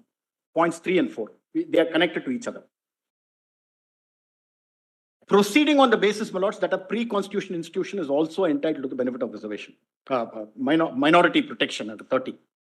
Now, please also bear in mind, my lords, that this really stems out of a brief discussion in Kerala education, where a submission was made saying, while dealing with the Kerala Act, which was sent up to this court for advisory opinion on its validity, one of the arguments was that an institution to claim the protection of 30 should have been established after the Constitution came into existence, amongst various other arguments. In that process, this Honorable Court says, no, there is nothing in 30 which prevents even an institution established and administered prior to the Constitution from claiming the benefit of 30. That's to be borne in mind, Lords. Now, in my respectful submission, please look at it in two time frames. What was the status of the institution pre-Constitution, when it was established and being administered? Second is at the commencement of the Constitution and thereafter. Now, I am not going into the larger question, my lords, and without in any manner seeking to dilute what has been submitted by Mr. Rakesh Dwivedi, my lords, on whether at all they can claim to be a minority institution. Large submissions and material has been placed. While adopting that in the alternative, I am submitting this. Two things will have to be established, my lords. That you were established and administered. I am proceeding on the assumption that it's a minority. And that therefore they can claim to come within the ambit of 30. That's why I'm saying it's in the alternative. Please do not take it as diluting what has been argued on the question of minority status itself. The submission is, you ought to have been established and administered prior to the Constitution. You can't say at the commencement of the Constitution, I will now say here, I'm putting up my hand, I'm saying I'm a minority institution. Whatever may have been my past, I'm still entitled to the protection. That can't be. All right, thank you. That is one, my lords. One more thing. Post the Constitution, 1951, 65, all the amendments, they really, my lords, reinforce the character that is not a minority institution. In fact, one point, my lords, the approach adopted by my lords in Ram Janam Bhoomi, where that was, of course, in the context of private property rights. My lord said, you really look at it when old claims were being made, saying prior to 1800, prior to 1700, this claim was made, that claim was made, historical wrongs, etc. My lords had two wholesome approaches. Whatever may have been recognized under the British rule and which is expressly accepted is all that can be claimed. One. So that's why I said two time frames.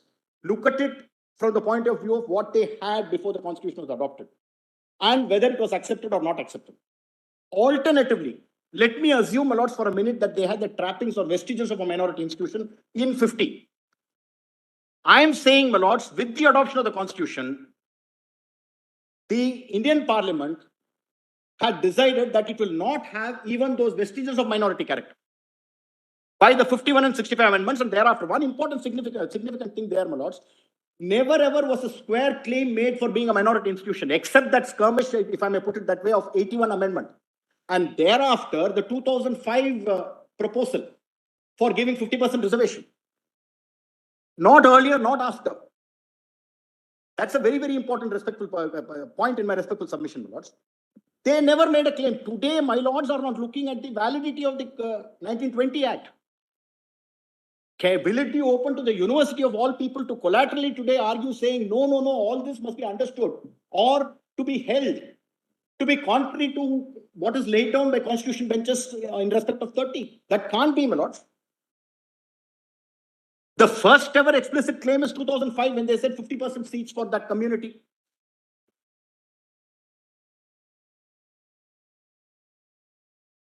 Please look at it from that viewpoint. And post-constitution also, my lords have said in Ram Janam Bhoomi, it is for the new sovereign to decide how to treat a particular right. I've given those page numbers, my lords, in my submissions. Volume 5D, my lords.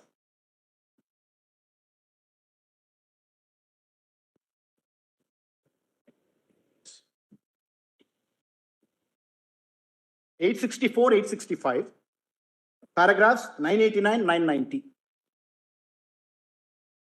But how that principle apply here? The principle applies here in this manner, my lords. Prior to the adoption of the Constitution, the imperial government never treated them as an institution which belongs to a particular community.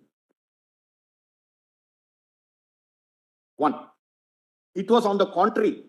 That's an argument from both sides, that status has to be determined first in 1920. Correct. And then it will have its reflection as on the date when Constitution came into Exactly. in Article 30. That's right. And the second, therefore, 989, 990, my lords, and 997.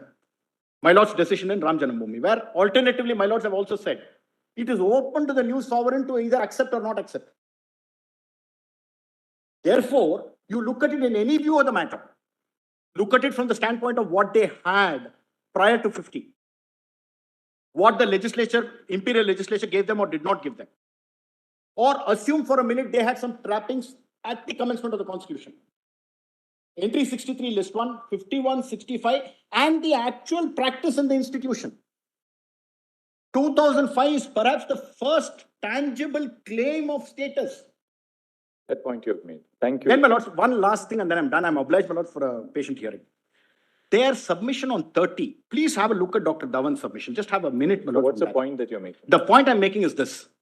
The submission appears to proceed on the basis that it is enough if it is shown that it's the minority community which is involved. The establishment and administration are the consequences of that status. Please have a look at that formulation, my lords. In my respectful submission, it amounts to begging the question. Please look at it, my lords. It's a little important because one of the key ingredients of their attack on Aziz Basha is on that. Please have a look at that, my lords. Page, give me the page. 2A. 2A, my lords, page 73. Page? Page 73, 2A, my lords. 1A, yeah. 1A, I'm sorry. 1A.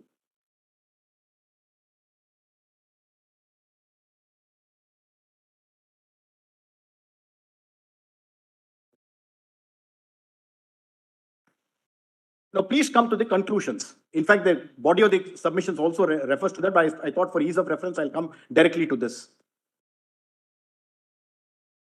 73, the conclusions. Aziz Basha, my lords got that, is internally contradictory in its reasoning on facts and law. 9.2, Aziz Basha failed to recognize that the word establish and administer are not preconditions to define a minority. I read their institution, it's not found there, my lords. Otherwise, it won't be complete. Preconditions to define a minority, but the consequential rights that flow from such recognition. The ingredients of the right that flow from 30 have been stated by TMA Pi at para 50 and other decisions.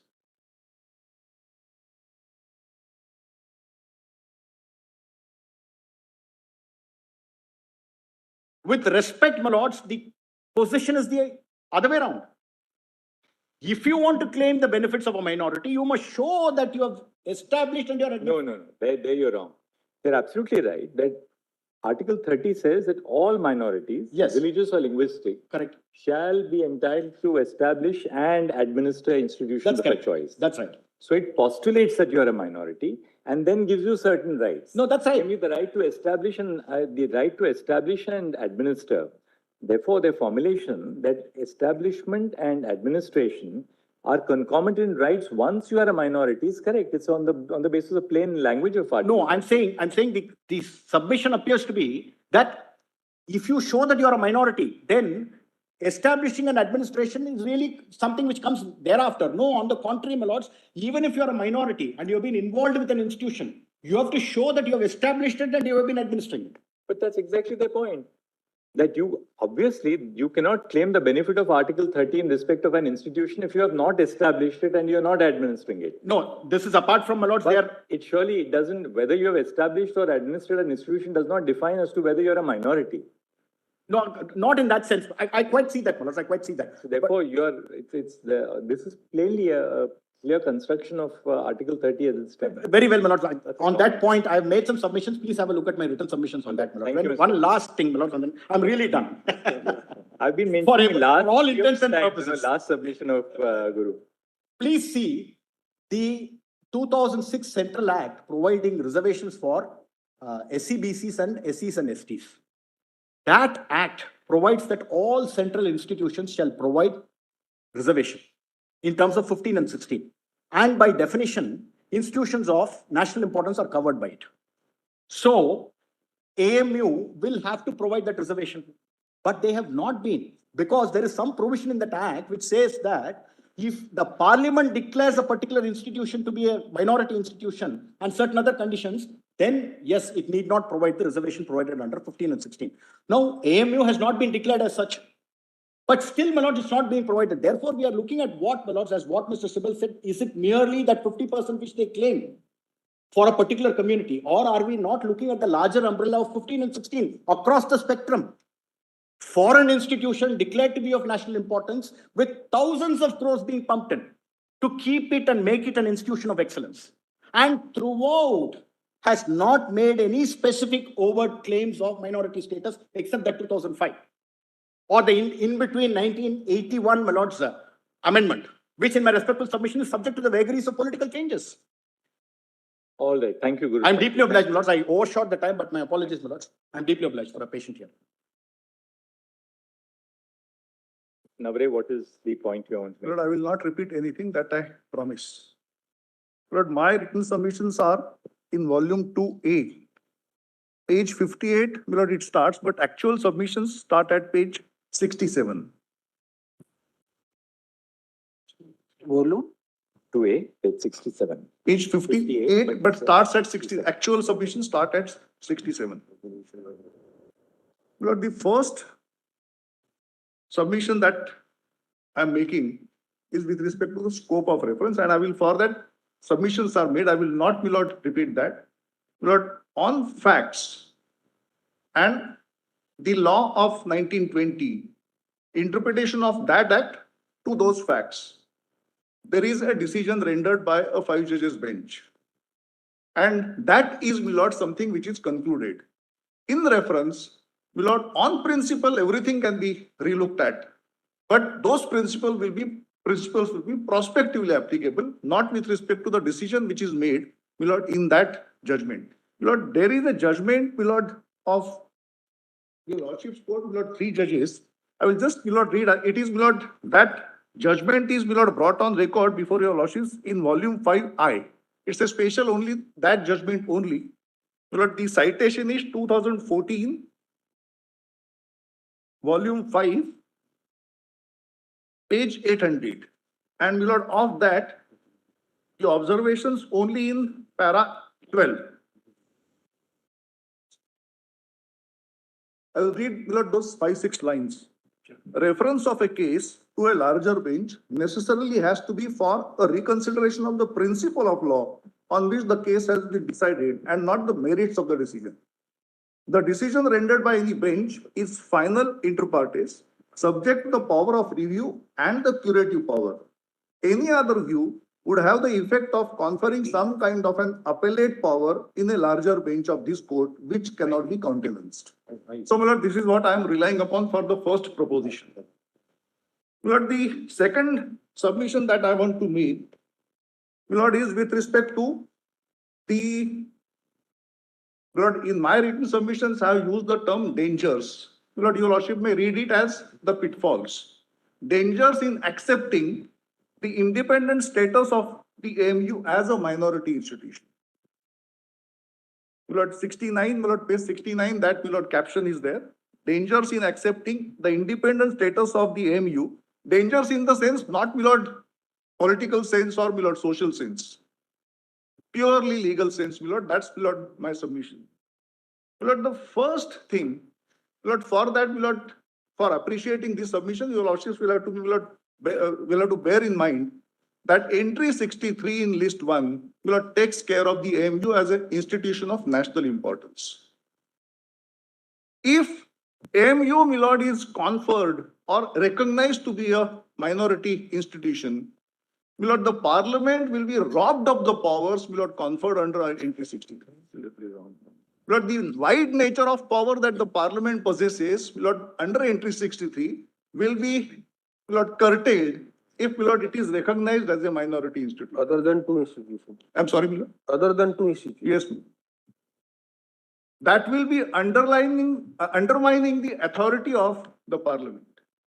My lord, conferring or recognizing the status of a minority institution will virtually taking away the powers of the parliament under entry 63, or, my lord, diluting those powers. And while interpreting 1920 Act or any act of the parliament, my lord, the court should avoid the interpretation which will result into undermining the authority of the parliament under entry 63 or any other entry. So, my lord, this is first danger that, my lord, needs to be seen in recognizing the minority status with respect to the AMU.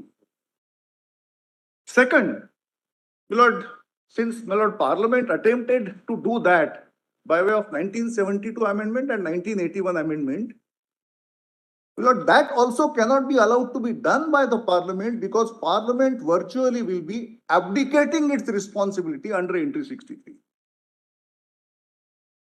Entry 63 gives a wide power, and the moment the Parliament tries to, my lord, give that status to one of those institutions, my lord, as a minority institution, Parliament virtually will be accepting certain restrictions on the legislative powers under Entry 63.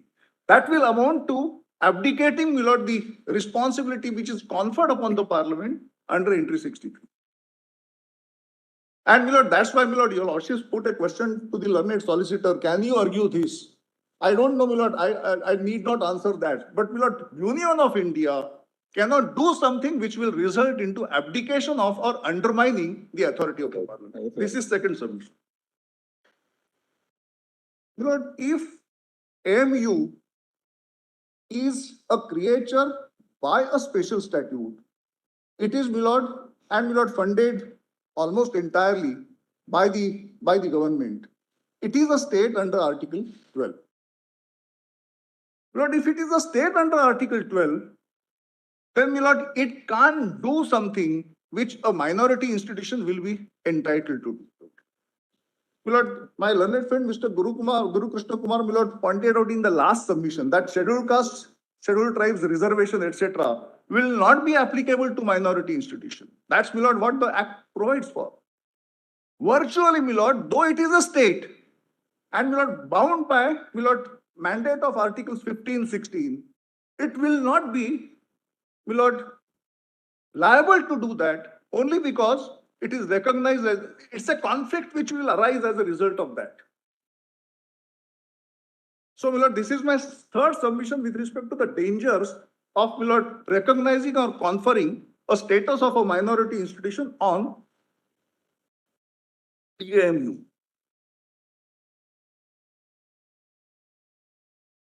My lord, there is one aspect which is covered. I will just put that the caption, and that caption that, my lord, there is a fundamental difference in created under the law and created by a special law. I have, my lord, analyzed that in my reason. I will not repeat that.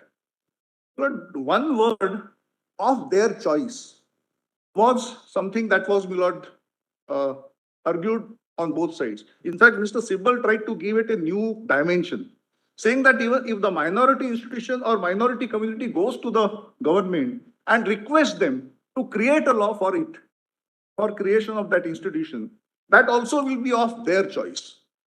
But my submission on this of their choice still adds to a new dimension to it.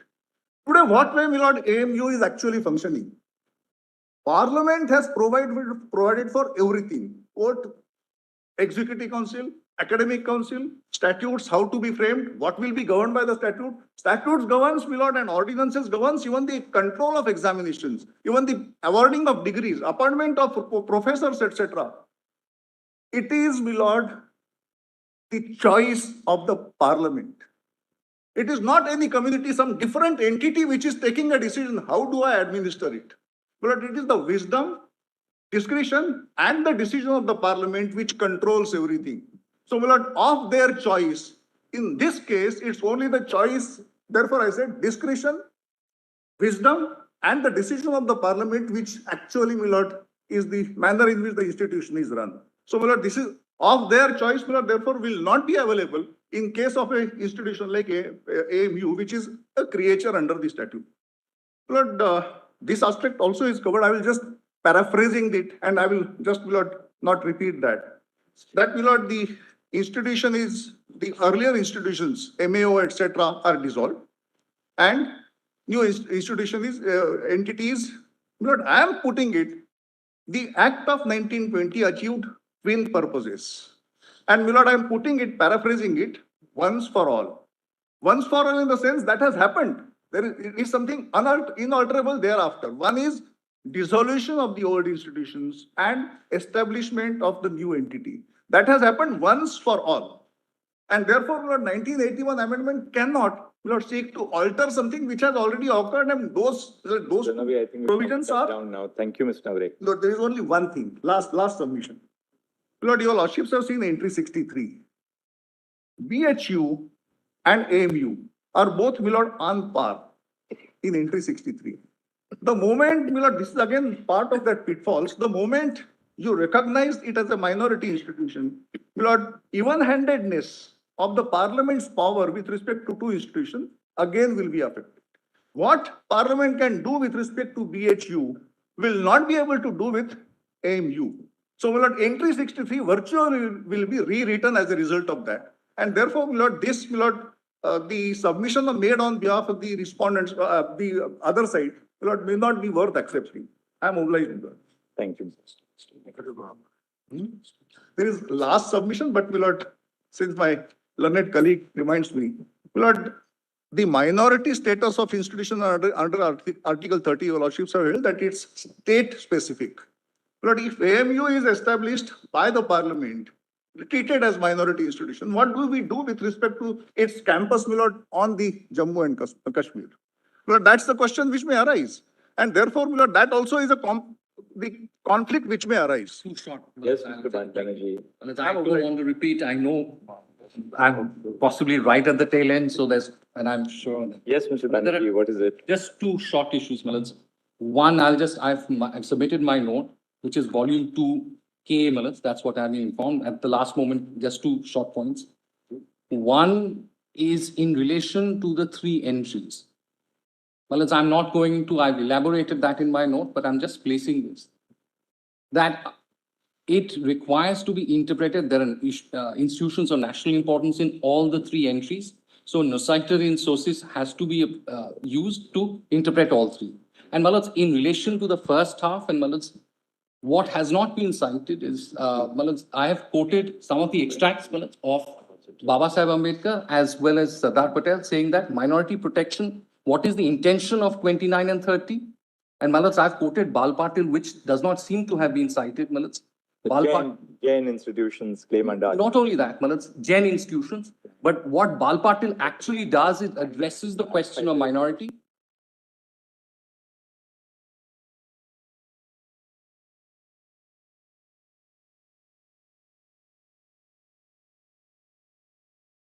Malaz, only at the end, Malaz, will recall, if my lords have gone through Bal Patil, Bal Patil deals with the history of how minorities are formed. And it mentions in paragraph 33 specifically that the intention of the protection of 29 and 30 is a temporary way to ensure that the minorities finally disappear into the majority. So it's not to have a construction which will perpetuate minorities. Now, what we are doing in the present case is if we say that the state can create such minority institutions and so on and so forth, it would effectively go against the intention and objective of the interpretation of, and Bal Patil, my lords will recall, it's a 3-judge bench, and my lords, I can project it, or para 33 if lordships are willing to bear with me and read the paragraph 33, my lords. It deals in great detail as to the history of, if lordship allows me to place that, my lords, I think Bal Patil would be relevant, my lords. My lords, All right, para 11. We'll have a look at it. Well, I only say this, para 11 and para 33. 11 and 33. Obligements. Well, that's part of my note which I have enclosed. Thank you, Mr. Banerjee. Obliged. Yes, Mr. Putraju. Lordships, my submission is on first principles. The original provisions of the Constitution had Article 12, 14, 15, 28, 29, 2, as well as entry 63 as one scheme. There's a new sovereign, the people of India, who gave themselves this Constitution. They chose to elevate certain institutions which were established by an enactment prior to the Constitution coming into force and have conferred certain rights on the citizen of this country to have access to education in institutions under 29(2). The institution in question, the Aligarh Muslim University, was a 29(2) institution in which all the seats were available to the citizen of India until 2005. So for the first time, the citizen of India have been deprived only on the basis of their religion access to admission, consideration for admission on merits in the case of PG medical seats in 2005. The judgment in 1967 has upheld the constitutional status as a secular institution. Now, lordships are sitting in a combination of 7 judges deciding a question of seminal importance. The interpretation lordships will choose would have to be in sync with the constitutional spirit, which is upholding the doctrine of secularism, which we have actually enshrined as a basic feature of our constitution. Now, what is the interpretation which is sought to be given today? The interpretation which is sought to be given today is the original scheme of the constitution, which has conferred certain fundamental rights on an institution which is classified. My submissions in volume 2M have stated, my lords, AMU qualifies as a state under Article 12 on the day the constitution comes into force because it is maintained by the state. I've referred to section 35 in the 1920 Act and the substituted section which came in the 1981 amendment. Both of them mandate that the accounts and audit will have to be done and be published pre-independence, post-independence in the Gazette of India. In the pre-independence, in addition to Gazette of India, in the local gazette. Further, 35(4) post-1981 mandates the audit by the Comptroller and Auditor General. The finances which are going into the institution have been demonstrated, my lords. The scheme of the Constitution has created certain rights in favor of the citizen of this land.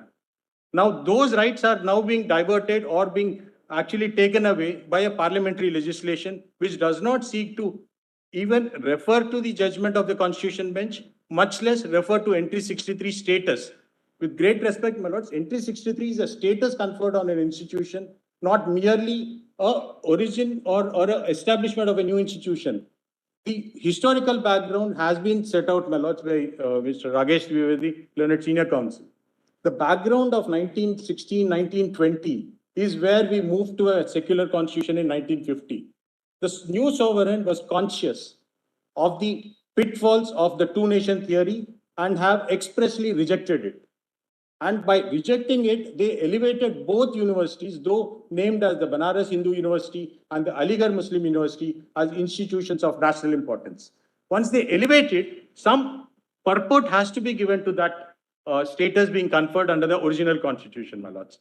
The third point that I would like to make, my lords, is that an institution of this significance, once it is an Article 12 state, it ceases to be an Article 31 minority institution on the commencement of the constitution, because there cannot be a situation where it could have been an instrumentality of state or otherwise, but this is an institution which existed on the day when the constitution has come into force. So therefore it becomes a state on the date when the constitution comes, and it becomes Article 12. So 31 is not available to this institution, my lords. And AMU, as a creation of the statute, through its registrar, who is also a creation of the statute, cannot actually question the constitutional status of the university, which itself is a part of the original constitution. The stream cannot question the source, is my respectful submission. Thank you, Mr. I'm grateful. Yes, Ms. Sarshana Dave. Wait, please, Manoj. Well, it's taking the point further. I don't want to repeat myself because already much has been said on this side. But my lords were particularly asking about the legislative debates. And I could find one paragraph which I would just read. That's in volume 4H and page 14. I can just read it, my lord. Just a second. Sorry. Let's where Volume 4H. 4H, page 14. Just They are talking about the national character. Just 1 second. Yes.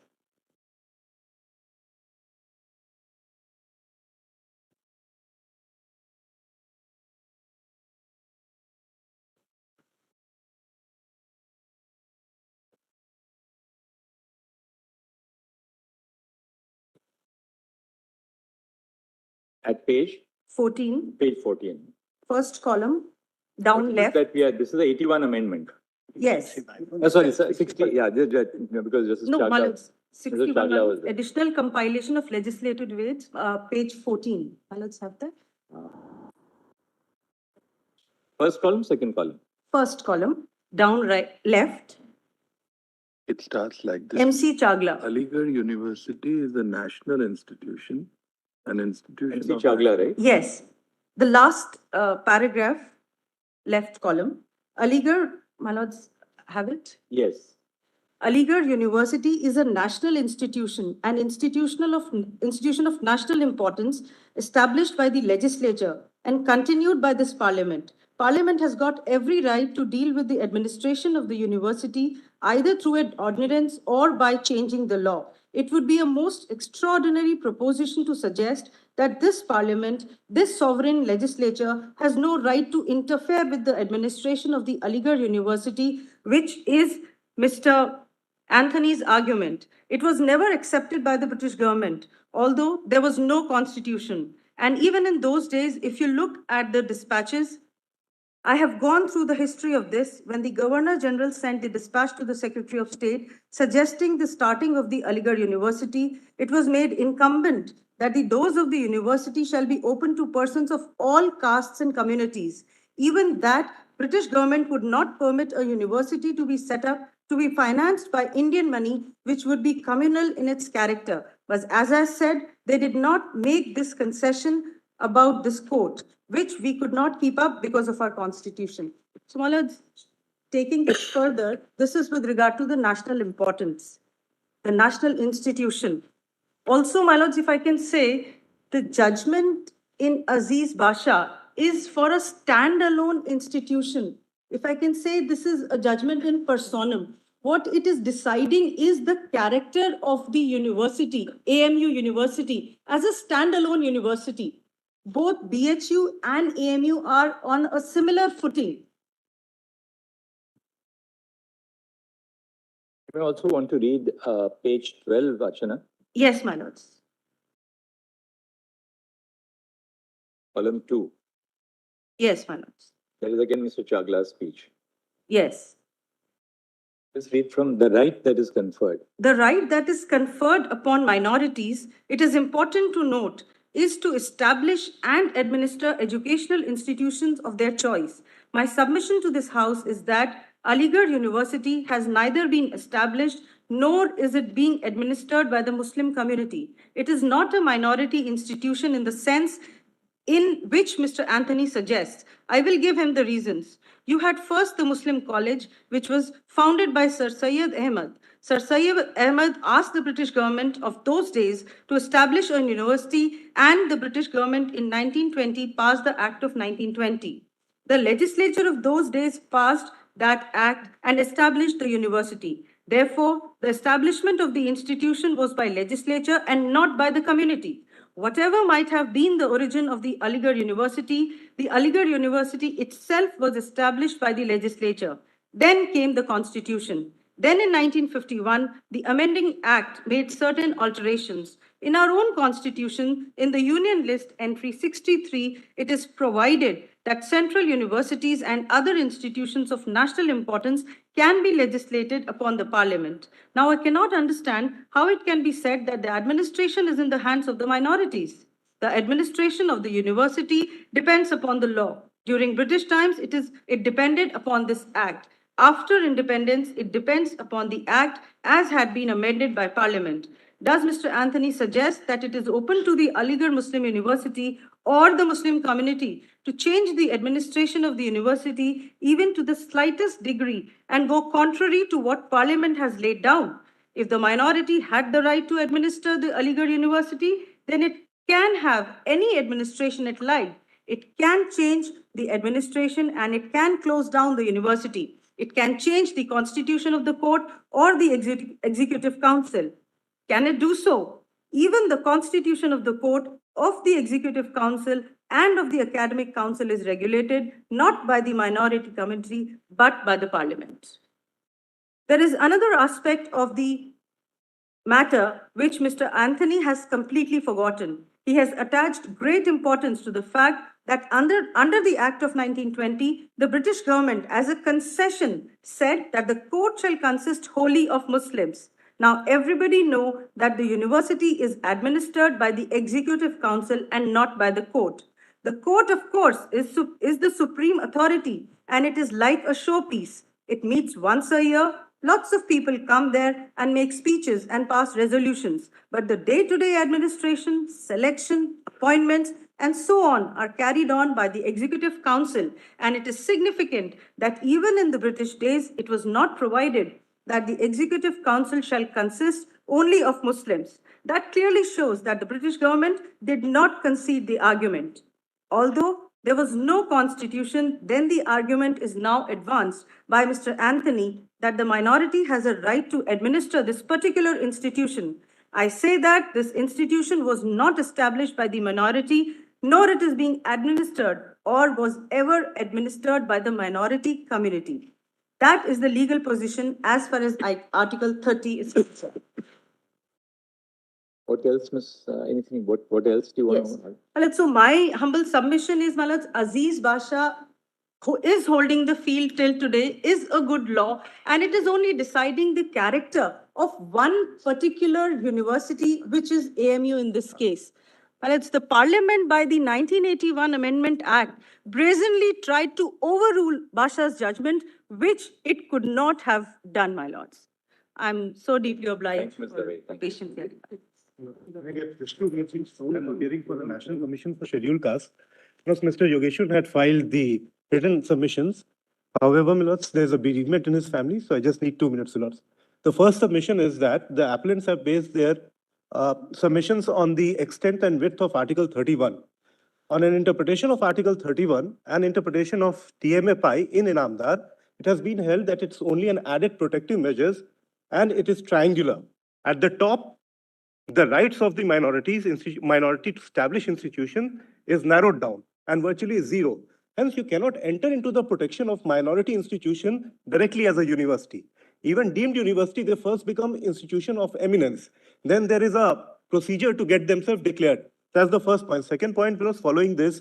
In TMA-Pi and interpreting that in Inamdar, it has been held that Article 31 is now subject to Article 29(2). Once the field on any seat of any institution is occupied by 29(2), and because it is a superior right, it cannot be relegated back to an Article 31 seat. Because just 60 seconds more. Because the next point is that minority rights to establish and administer institution cannot extend to a minority university at the start. Fourth point is, Lords, the case of St. Stephen's. If we look at the factual ambit, St. Stephen's clearly said that it was established to spread the gospel, and the same charter of spreading the gospel was also registered with Delhi University. And a ritualistic religious head, that is the bishop, occupies the position as the chairman and nominates bodies. Milan. Mr. Yatendra Singh. Sir, volume 2C. Give Mr. Yatendra Singh.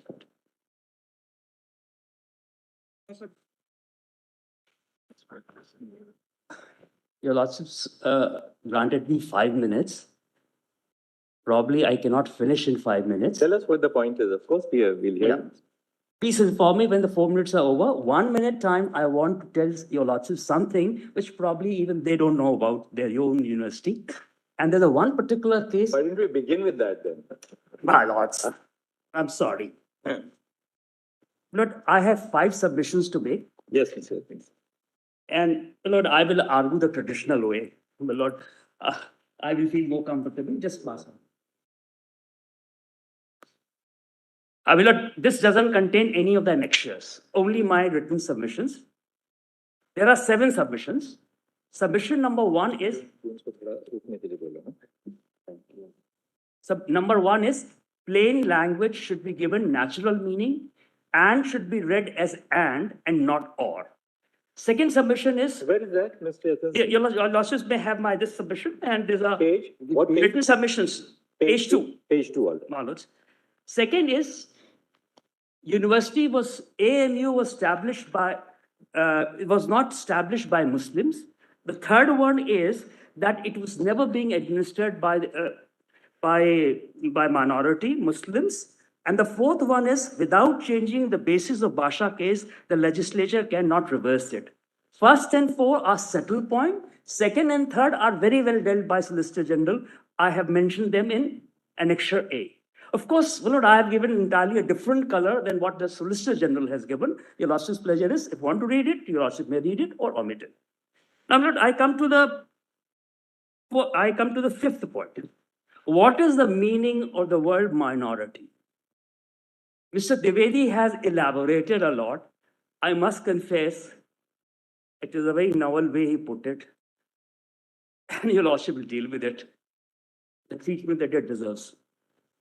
But actually, to my mind, minority in Article 30 does not mean numerical minority, which is the general trend of this court. It means electoral minority. A minority that cannot affect any elections. Like take up the case of Zoroastrians. But it will vary from constituency to constituency. There may be some constituencies where you can certainly affect the elections. But your lordship, So do you look at it at the whole statewide level, the your lordship, just permit me to just complete this point and ask. Otherwise, I just want to finish within 5 minutes. Yes, I want to finish it. yes. We'll continue after lunch.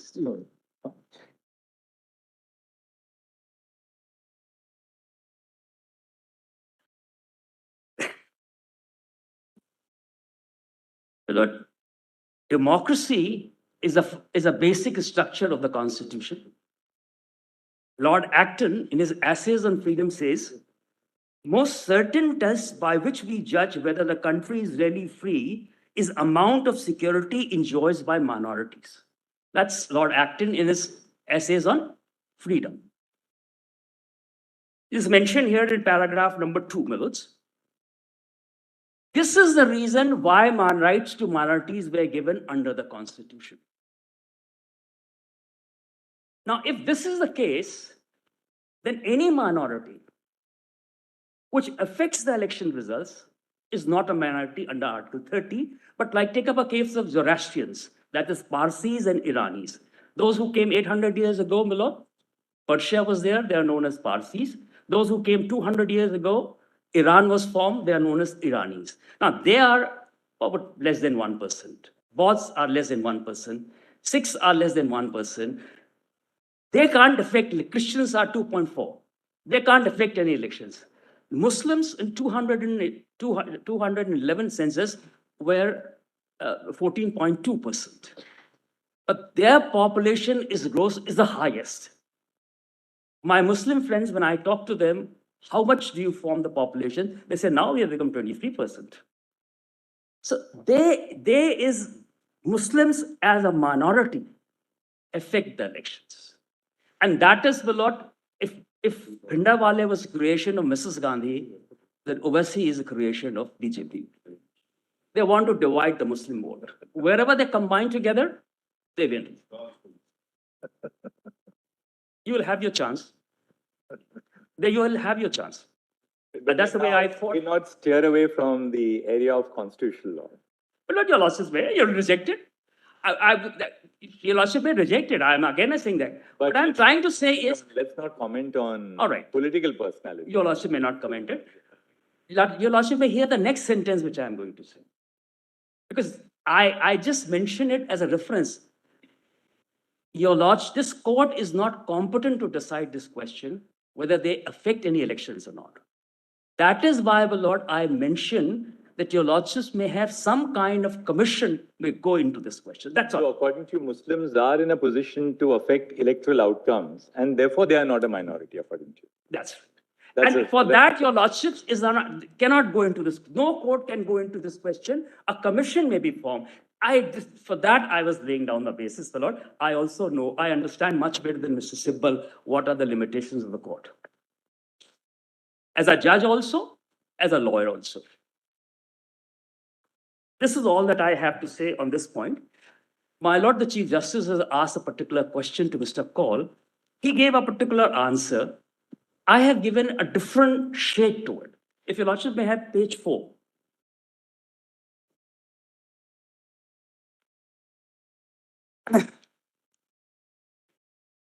Paragraph 4. I'll just read it. The 6th and the 7th one, I'll read first the submission, and then I'll read my answer. 6 is the Principal Act, that's the original act, as amended from time to time, was further amended in 1981, the 1981 amendment. By this amendment, the 4 major changes were claimed. The most important change is Section 2L. Definition of the university. Then your lordship may come to the 7A. Assuming though not admitting that basis of Basha case was changed, thus rendering it, the Basha case, as no longer a good law, then these amendments are illegal on the following ground. Number one, they are arbitrary and illegal. B, they go against the secularism and equality basic feature of the Constitution. Point number 6 and 7 are dealt in page number 4. Thank you so much. Now, No, all I'll just take 2 minutes more. Just let me complete. Yes, certainly. Tell us, we will hear it for a minute. Sure. I'd like to read this particular point. Sure, you can read it.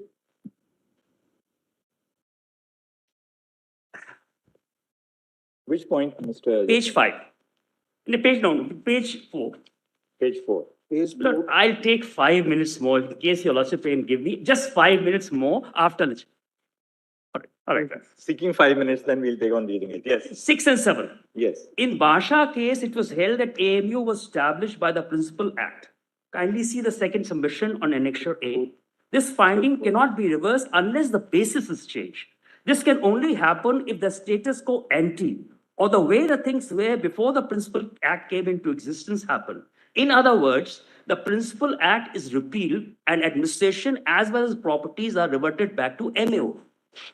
Declaration in section 2L, broadly providing the university to mean educational institution of their choice established by Muslim is not inserted with retrospective effect and is pure fiction. As in Haddock and Haddock, that's a dissenting opinion of Justice Holmes, which later on became the majority opinion. Fiction always is a poor ground for changing substantial rights. It's a dissenting opinion, but some words of wisdom. Then you'll also come to next page. There is no change in the basis for decision in the Basha case. The legislature cannot reverse it.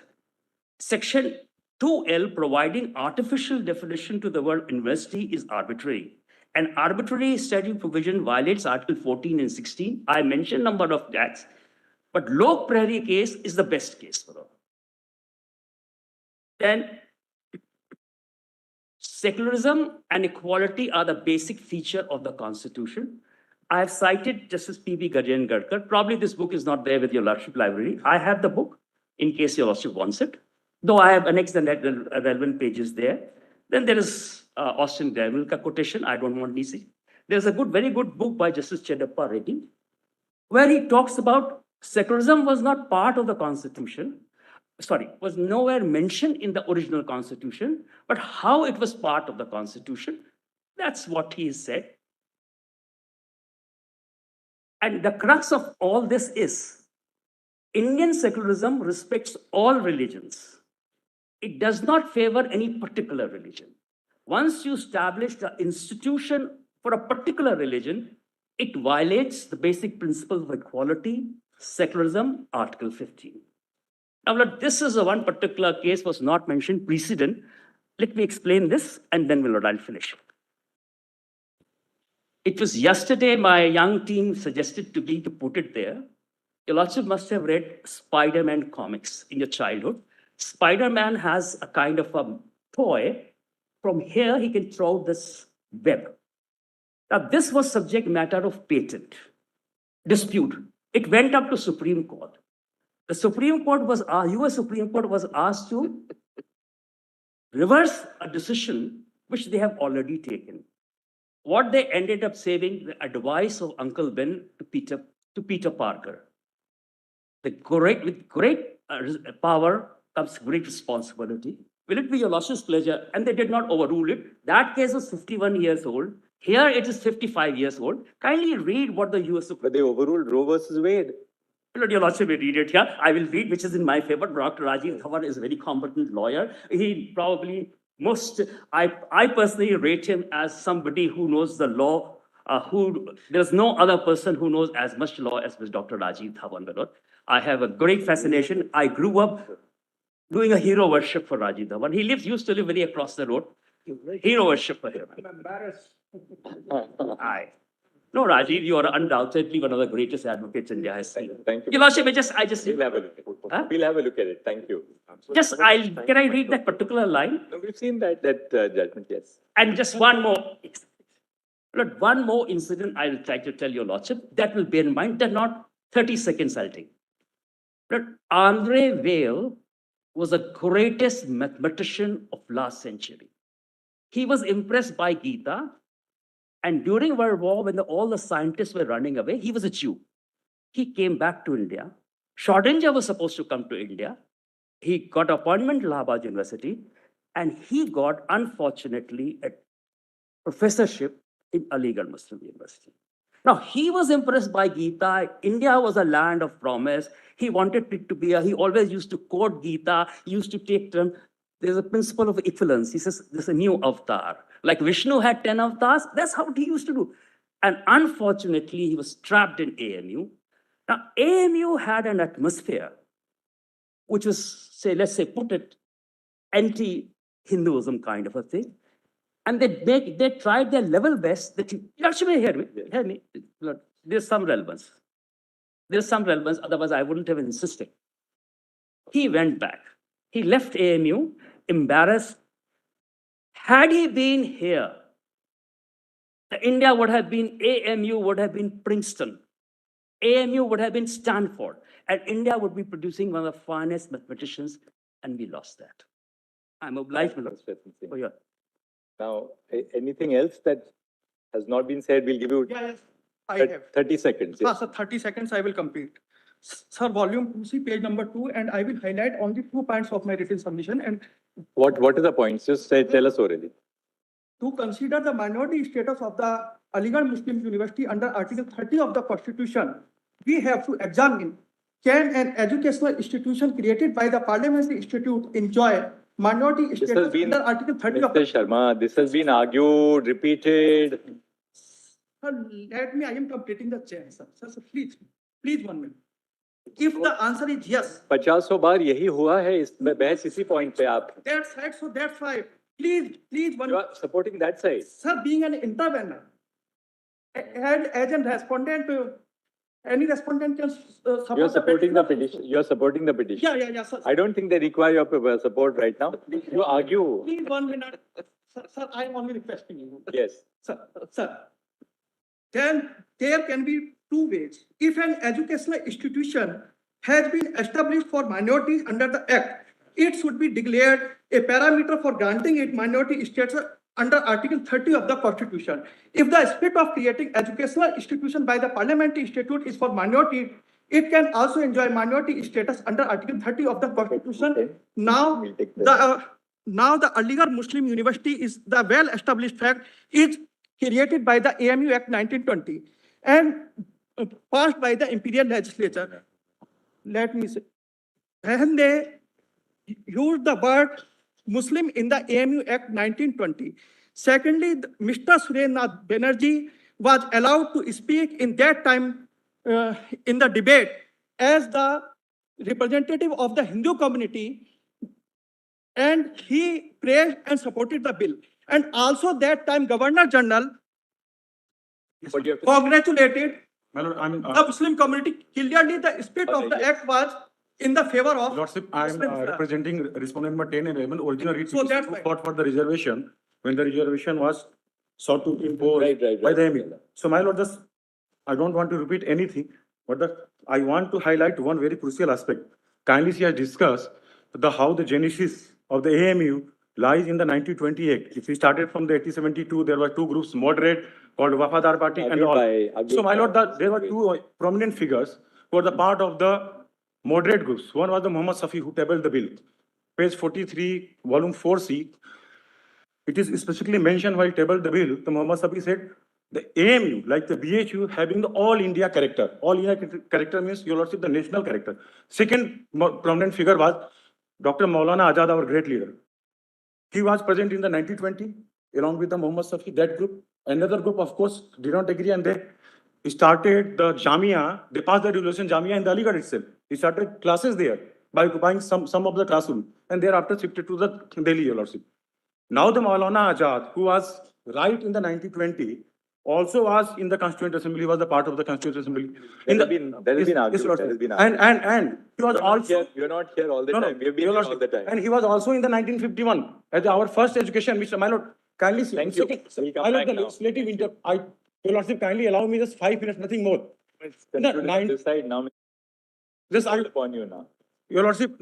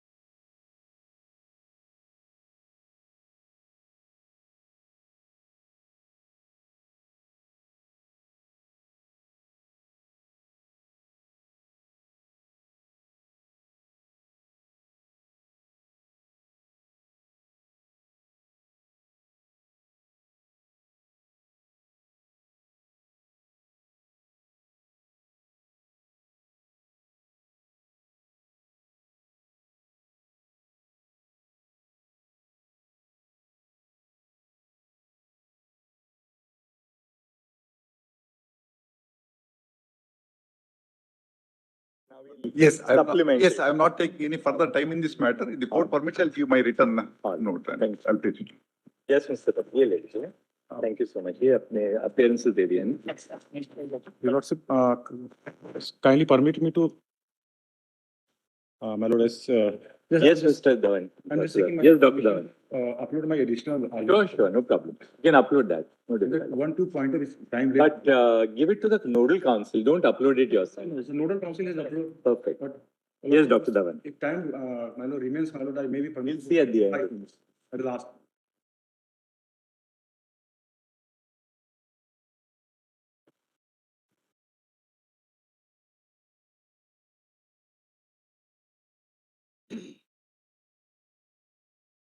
Yes, Doctor. But on a point of levity, my Lord.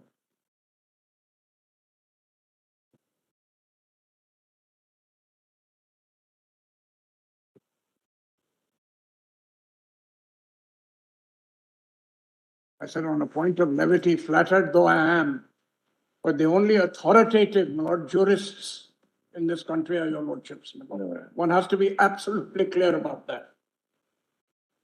I want to apologize to your lordships. This my was a Lord. little bit of good neighborly behavior coming in from Allahabad. See, sir.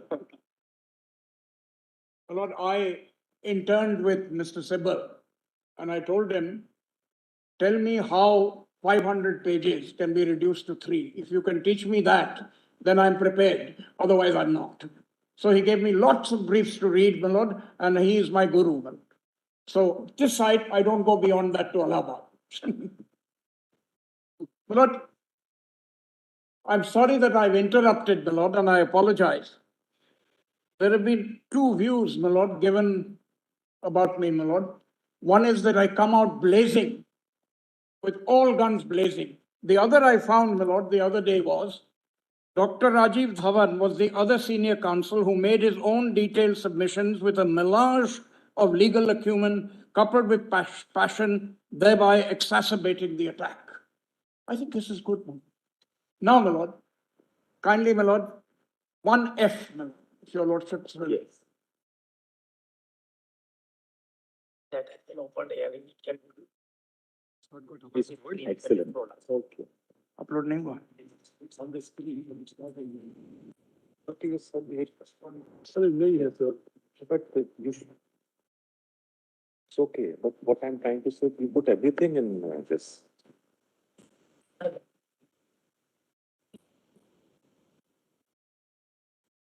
Is it uploaded, my Lord?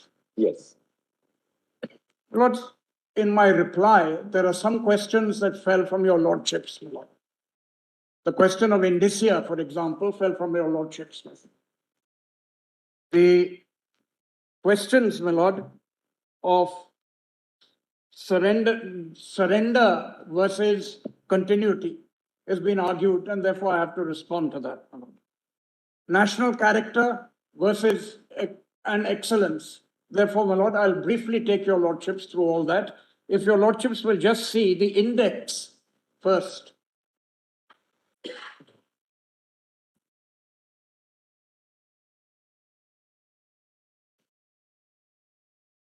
This, my Lord, is a mixture of what they have argued that I have to respond to, and some of the points, my Lord, raised by your lordships.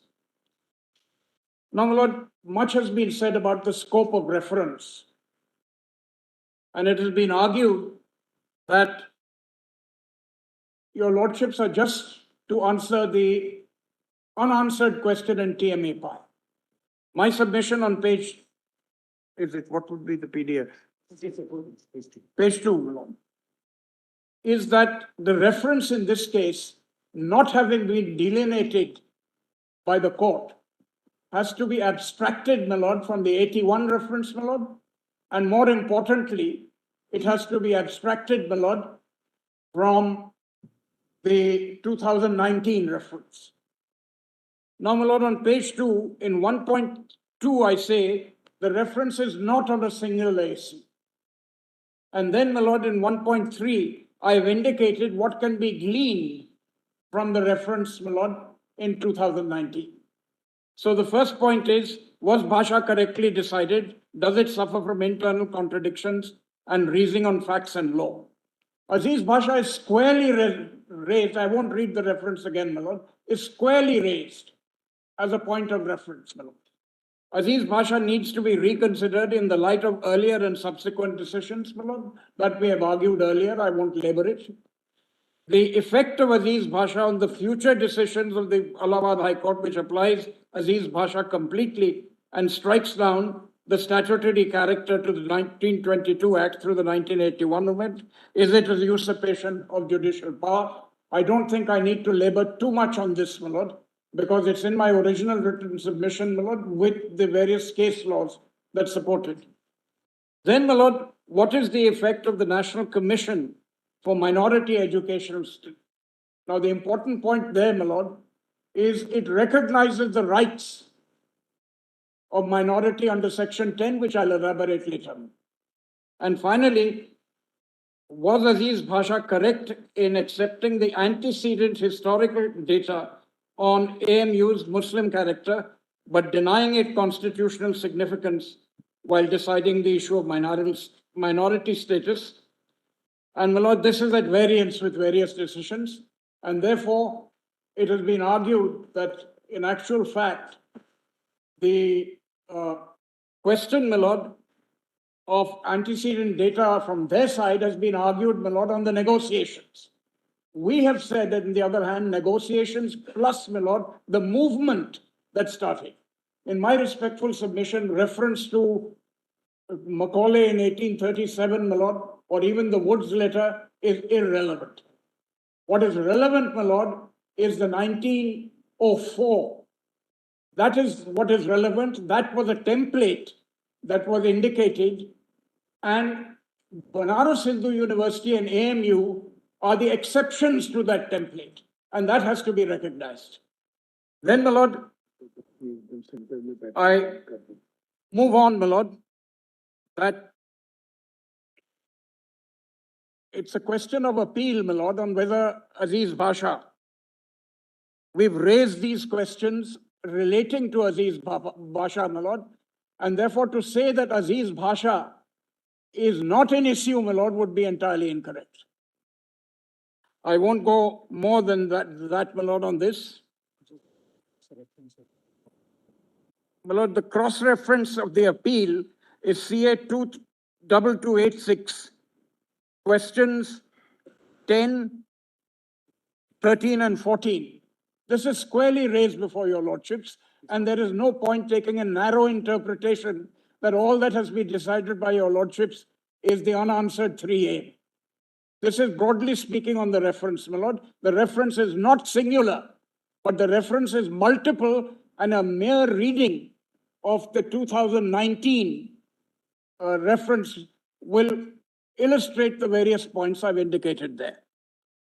Now, my lords, I then want to go into the question, and the way I formulated it is minority rights before and after the adoption of the Indian Constitution. The reason why I say before, my lord, the 1909 Act recognizes the minority character of Muslims. In an electoral context, no doubt, but definitely the question of what constitutes a minority before the Constitution is squarely raised, my lord, in the 1909 Act, in the 1919 Act, and in the Government of India Act. Later on, my lord, one other minority is added, that is Sikhs. Therefore, minority status, my lord, is something that was known before the Constitution. It isn't a question that arises only after the Constitution. Certainly, my lord, the courts were aware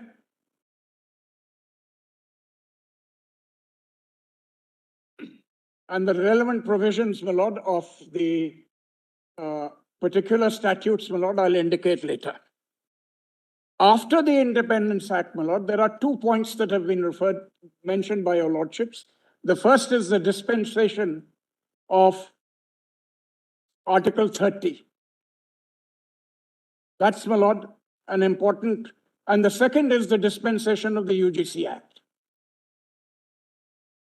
Now, what prevailed, my lord, after the UGC Act, in essence, is also prevailed, my lord, before the Constitution as well. had this minority character not been recognized, my lord, there would have been no partition of India. So coming up, my lord, from 1909 all the way to the Constituent Assembly debates, we see that the minority character is fundamental, my lord, to our understanding of what was there before the Constitution. Now, my lord, let me take my lords through that portion of my submission on page 6, my lord, PDF 6. I've indicated, my lord, in para 2.1 that the Indian Councils Act, 8 out of 27 elected members were reserved for Muslims. This is definitely an indication of the concept of minority before the Constitution. Then, my lord, the Government of India Act, I've indicated that in the upper house, out of 34 members in a 60-member house, 10 were to be elected by Muslim separate electorates and 1 member for the Sikhs. Then, my lord, in the lower house, out of 104 were elected in a 145-member house, 30 were Muslim constituencies and 2 were Sikhs. And then, my lord, the Government of India Act, the upper house out of 156 in a house of 260, that's 104 to the rulers of the Indian states, 104 were given, my lord, to the general electorates, 49 for Muslims, 6 for SC, and 4 for Sikhs, 6 for women, and 2 for Christians. Then finally, my lord, in the Federal Assembly, out of 250 seats, out of 375, Muslims got 82 seats, 24, my lord, at that time, and obtained nearly 33% of the seats. The point I'm indicating to your lordships, my lord, when Nehru was asked in July 1946, will you yield the question of political representation? And he said, we'll do nothing of the sort. And that is the turn that takes place, which leads to partition. So the issue was fairly and squarely there. After the Constitution, your lordships will just have a look, my lord, at 2.2 on page PDF 7. On the positive side, my lord, 25 to 28 guarantees, including freedom of conscience, right to freely practice, profess a religion, right to establish charitable institutions, and non-interference in religious affairs or imparting religious instructions. Your lordships had mentioned 29.2. The reconciliation between 29.2 and 31 is you can't discriminate to the other people. That's 29.2. But you can discriminate under 30 for your own people. Then, my lord, on the negative side, my lord, I want to mention the importance of 2 aspects. The non-discrimination aspect is one aspect. And, my lord, the positive part is Article 30 or 25 to 28. So I've indicated that Articles 15.1 and 16.2 are the negative part, dealing with discrimination. You cannot discriminate on grounds of religion. But Article 15.5 and 15.6 is important. I'll just read that portion out. 15.5, my lord, ends with the underlined portion, other than the minority educational institutions referred to in clause 1 of Article 30. So, my lord, this exception is an important exception. Therefore, not only do you get constitutional recognition, you also get statutory recognition. And likewise, my lord, 15.6 on PDF 8, it says, other than minority educational institutions referred to in clause 1 of Article 30. So, my lord, statutory recognition is given as far as Article 30 is concerned, as far as 15.5 and 15.6 are concerned, my lord. And constitutional recognition, of course, is there in Article 30 and 26. Parliament has accepted that minorities have a right to establish and administer a university by virtue of the National Commission of Minorities Act. The definition, my lord, in the National Commission of Minorities Act is inclusive. And then, my lord, after the amendment that was made, it includes universities. 10A, my lord, says a minority educational institution may seek affiliation to any university of its choice, subject to such affiliation being permissible within the act under which the said university is established.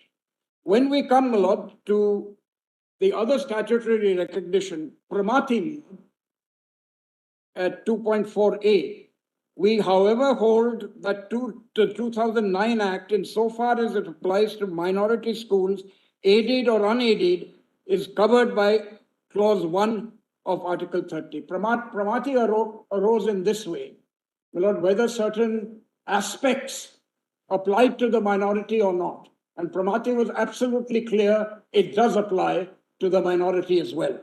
Then, my lord, the Central Educational Institution Reservation in Admissions Act 2002, which also provides for reservations in higher educational institutions. This is an exception for minorities.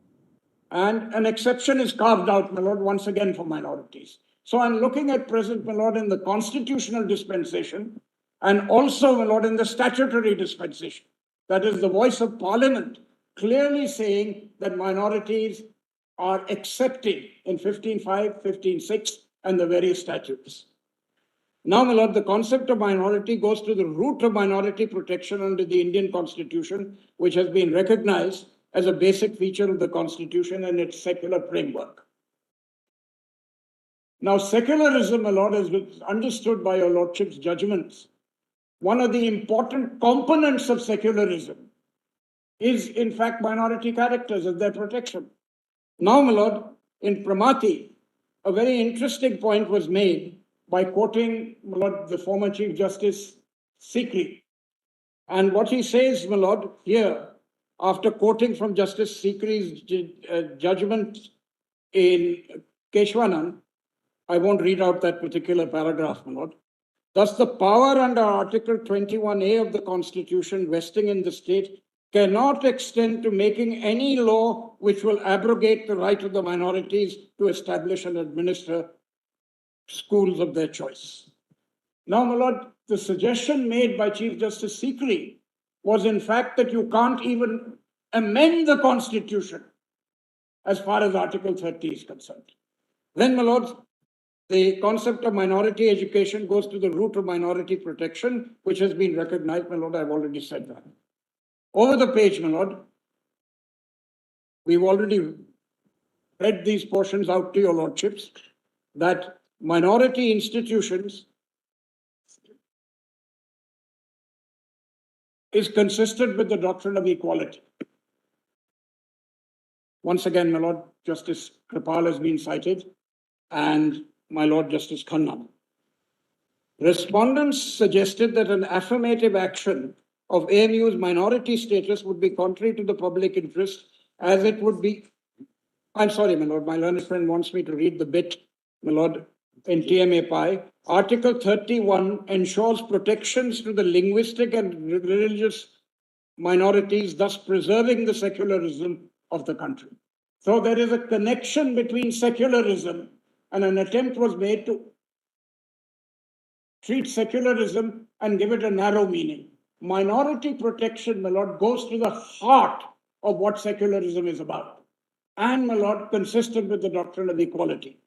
And in St. Xavier's, my lord, the portion, my lord, which we have underlined, special rights for minorities were designed not to create inequality. Their real effect was to bring about equality by ensuring the preservation of minority institutions and by guaranteeing to the minorities autonomy in the matter of administration of those institutions. The differential treatment of minorities by giving them special rights is intended to bring about an equilibrium so that the ideal of equality may not be reduced to a mere abstract idea, but should become a living reality, and the result is true genuine equality, and an equality not merely in theory but also in fact. Therefore, my lord, the point I'm making, my lord, in this segment of my submission is there is a constitutional premium as well as a statutory premium which is attached to minority exceptions and the minority dispensation. It is not just Article 30, but if we go through the statutory dispensation, then it will become quite clear that Parliament has also come in to say we accept the minorities from 15.5 and 15.6.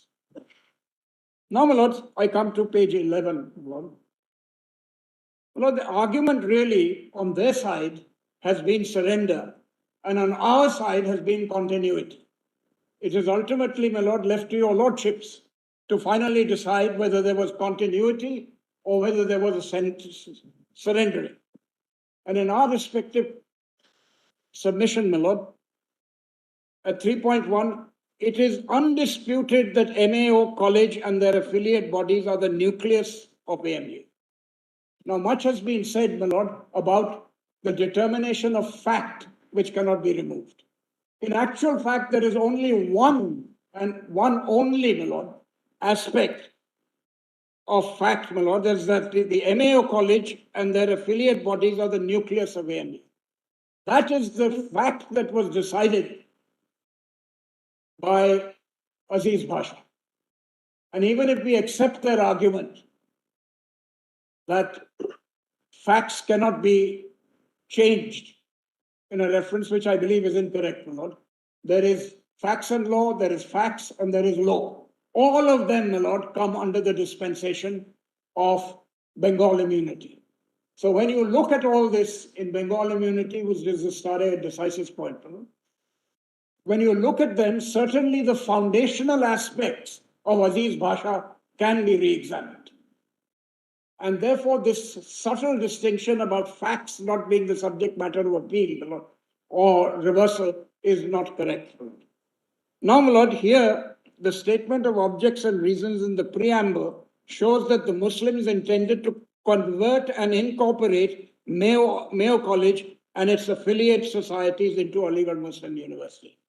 That, my lord, you will just see the statement of objects and reasons.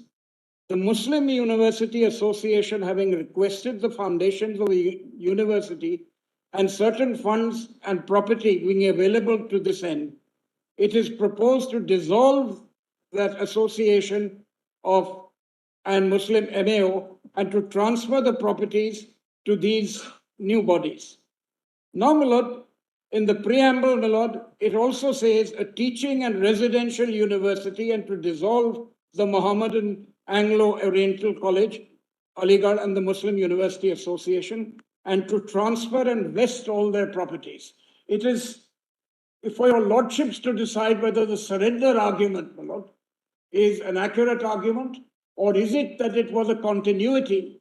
And as far as continuity is concerned, we have mentioned in 3.2b, Lord, 4.1 and section 4.2, assets of the MAO and its affiliate bodies in their entirety were transferred and vested in AIM. That is an argument of continuity. It's not an argument of surrender. Then, my lord, section 4.3, reference to the MAO College or its affiliate bodies in any enactment prior to 1920 will now be construed as AMU. That is an argument also, my lord, in my respectful submission, of continuity. There is no surrender involved. Obviously, one phase finished and a new one started. But the continuity is very much a part of this process. Then, my lord, section 4, references to AM College or its affiliates bodies in any will, deed, or other document will now be construed as AMU. This is an argument of continuity. Then, my lord, section 7, donations received, including 30 lakhs collected by the Muslim community, is to be kept as a reserve fund. That too, my lord, is an example of continuity. There is no surrender involved, my lord. The Act is absolutely clear that these are provisions of continuity. See on the top of page 12, my lord. All employees become employees of AMU. Now, your lordship is aware in service law, when this transfer takes place. It is not an argument of surrender, my lord. It's an argument of continuity. And most important, the objects of MAO College, promotions of Islamic learning and special provisions for Muslim students, have been incorporated in the 1920 Act. Section 5.2, my lord, we have read all these before to your lordship, so I'll just quickly run through them. 5.2 on the promotion of Oriental and Islamic studies and instructions in Muslim theology and religion. 5.12, furtherance of art, science, and other branches of learning, including professional studies in technology, Islamic learning, and Muslim theology. The proviso to Section 8 says the power to exempt women, which is very much, my lord, an aspect of continuity. Section 9, compulsory instruction in Muslim religion for Muslim students. And then, my lord, this of course was later on deleted. Establish intermediate colleges and schools within the vicinity of MA College and provide instruction in the Muslim religion and theology. This is precisely what was taking place, my lord, before the 1920 Act. Then, my lord, 27J can make statutes for the instruction of Muslim students in Muslim religion and theology. This too, my lord, is a continuation from the spirit of MAO. Then, my lord, the 1920 Act ensures complete non-interference in matters affecting religion or religious instruction. For instance, the proviso to Section 28 provides that the instruction of Muslim students in the Muslim religion and theology did not require submission and approval that was ordinarily applicable under Section 28. Then, my lord, students, and this is the most important example, my lord, of continuity, that existing students in the MAO College would become the responsibility of AMU, including provisions of instructions as per the prospectus of Allahabad University. So now this can only be an argument of continuity.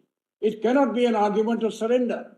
It says those students who were there will come now in the dispensation of the AMU Act. And then, my lord, Statute 21, the registered graduates was to contain graduates from other universities who had been educated for at least 2 years in MOA College. This is an example, once again, my lord, of continuity. Now, my lord, the next is, Aziz Bhasha squarely accepts that the existing MAO College, this is a quotation, was made the basis of the university and was made over the authorities established by the 1920 Act for the administration of the university, along with the properties and funds attached to the college, the major part of which has been contributed by Muslims.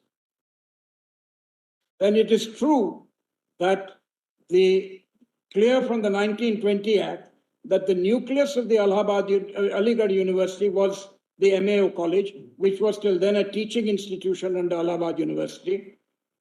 The conversion of that college, if we may use the expression, into a university was, however, not by the Muslim minority. It took place by virtue of the 1920 Act, which was passed by the central legislature. The fact that it was based, this is another, my lord, finding of fact that it was based on MAO College would make no difference to the question as to who established Aligarh University. Then 23(2).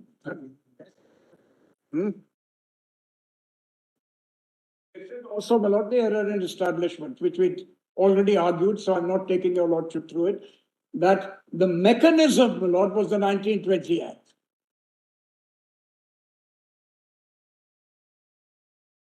The 22 Act didn't call for any surrender. It was just a mechanism by which you converted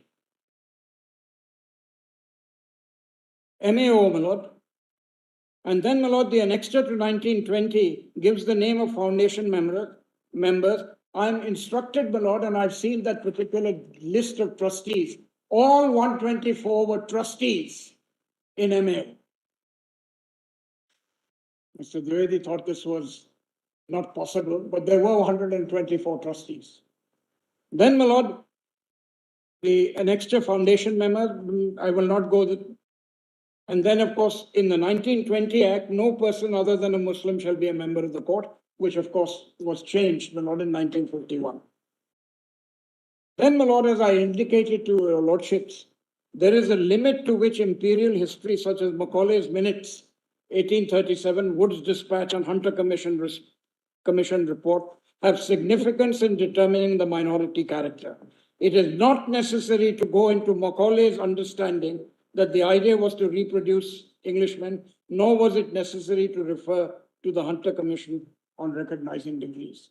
Now, my lord, there's a very interesting, my lord, book on Napoleon. And Peter Gale, who edits that book, says, we can go into history as an argument without end. And this is what has really happened. One side citing what they believe is surrender, and we citing what was the mood at that particular point in time as explained in the various provisions and the background. What is relevant, my lord, when we look at parliamentary history is not these background factors. What is relevant may be the speech of the minister, the select committee, and parliamentary debates. All the rest of it, my lord, are not relevant except as an exercise in mood making. And there has been so much of a difference between what we argue, that an entire movement took place, and their argument of surrender. Because what we've argued is there was a movement from the original college and then schools, and that surrender always sounds like a stronger word, my lord, than a movement. But there was no surrender at any point in time. And this argument, my lord, is entirely and totally a play on words and nothing more than that. Then, my lord, through a selective reading of the material on AMU's historical antecedents, the respondents have argued that the minority Muslim community surrendered the denominational character of AMU. The 1920 Act read as a whole, along with the statements of objects and reasons in the preamble, clearly reflect on the denominational nature of AMU. The legislative debates are unequivocal to support this view. So, my lord, the education minister, I've given the references, my lord, I don't want to read all of them out. The education minister, when introducing the AMU bill, narrated the entire history of how AMU came into being from the foundation of MAO College to negotiations with the Muslim university for its conversion into a Muslim university. The education member also used the phrase Muslim university and stated that it will be of immense benefit to the Indian Muslims. Then, my lord, I referred to Khan Bahadur's Miss Asad Ali Khan. Though we are first in the field of launching out a scheme for a teaching and residential university on denominational lines, our sister community, which started much later than the Banaras scheme, achieved their objects sooner than us. The Raja of Mahmudabad, this will be the second denominational university in this country. I'm making this point, my lord, because it is really, really very important, because that was a major argument, my lord, canvassed almost right throughout the day, that these are arguments of surrender. You look at it from another point of view, eventually, of course, your lordships will have to decide it. On page 16, sorry? Where? Sorry, the Raja of Mahmudabad,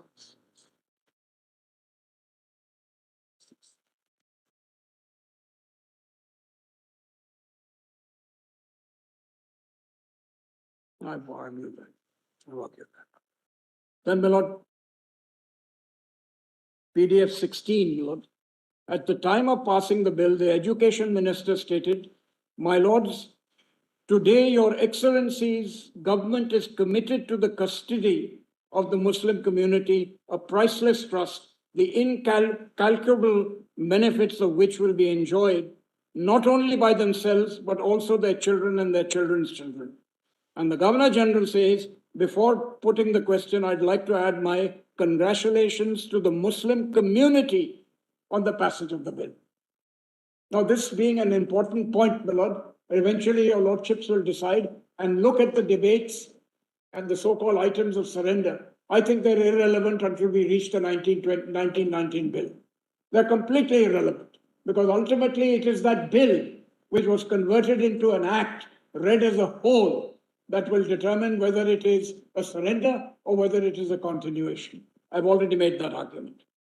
Now, an important question, my lord, which is consistent with their argument of what is the indicia of a minority. And my lord, the Chief Justice said, please delineate those particular. So I'll read it, my lord. For one, the question of indicia of the minority is an issue which squarely arises from the issue number 3A left open in TMA Pi and quoted in the reference order of 2019. We, my lord, have divided the indicia into two parts. The first, my lord, is factors which are relevant to be considered, which are indicative of the minority character, and factors which are not determinative of minority character of an educational institution. The determining factors are founders should belong to either the religious or linguistic minority. The community must be numerically less than 50% of the total population in any state. This is TMA Pi, my lord. This is the numerical test. Historical antecedents to the judge of the institution which show the active involvement, intention, and contributions of minority founders or the community. So that, my lord, is taken straight from St. Stephen's. Their argument that if Stephens were allowed to, were invoked, my lord, to determine the minority character, my lord, then the historical antecedents would clearly show that the contributions was active involvement, intention, and contribution of the month. Now, my lord, para 8, it was argued that there's nothing in the statute. It may not specifically may not mention the fact that Aziz Bhasha was being overruled. But para 8, and I must bring it to your lordship's attention, para 8, my lord, clearly goes against Aziz Bhasha. I'll just read that again. Article 31 has been construed by this court without referring to those cases. It is sufficient to, what is this? To say that the clause contemplates two rights which are separated in point of time. The first right is the initial right to establish institutions of minority choice. Establishment here means the bringing into being of an institution, and it must be by the minority community. The next sentence is important. It matters not if a single philanthropic individual with his own means founds the institution or the community at large contributes to the funds. Now, it is our submission earlier, to which there is no reply, that even if one single philanthropic person were to contribute and other contributions were made, funding, my lord, would not be an issue, whether it's 100% or less than 100%. It is of no consequence whatsoever. The position in law is the same, and the intention in either case must be found to found an institution for the benefit of a minority community by a member of that community. It is equally irrelevant that in addition to the minority community, other than from other minority communities, or even from the majority community, can take advantage of these institutions. This, my lord, gets us into the question that there were several interpretations in Aziz Bhasha of whether it means establish or not. And this now, my lord, effectively indicates that the issue is one of founding, and it can be by one individual, contributions can come from other individuals, and it would not make no difference to the minority character. Then, my lord, over the page. I'll skip 4, my lord. Constitutional documents such as state, statute, rules, or regulations read as a whole should show the predominance of the minority community. That's St. Stephen's. Administration of the institution, if it's vested in the founders or persons in whom the founders have faith and confidence. Now, this is an important point, my lord, because you needn't have found it. The idea here being that it must be of people in you have confidence. And this is important because I may put people in the operative institutions, but as long as I have faith in the founders, and the founders and others, my lord, in this stream of events, my lord, it is their faith and confidence that is important, not 100% this way or that way.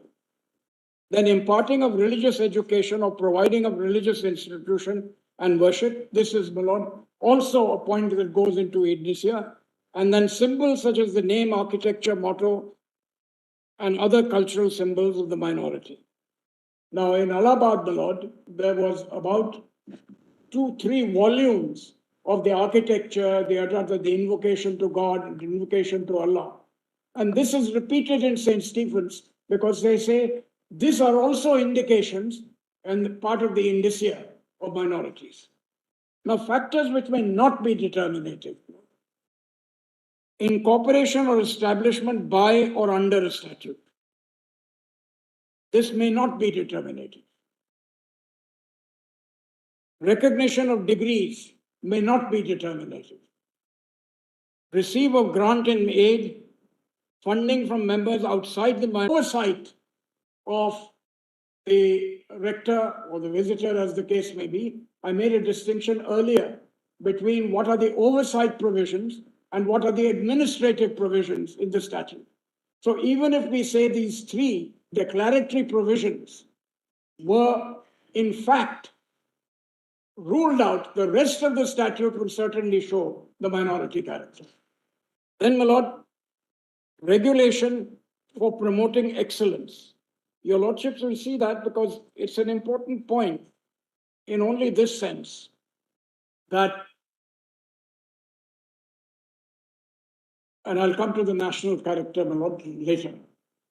How can it be that when you promote excellence to the highest point, which is of national character, how can it possibly, my lord, in my respectful submission, my lord, how can it possibly take away the minority character?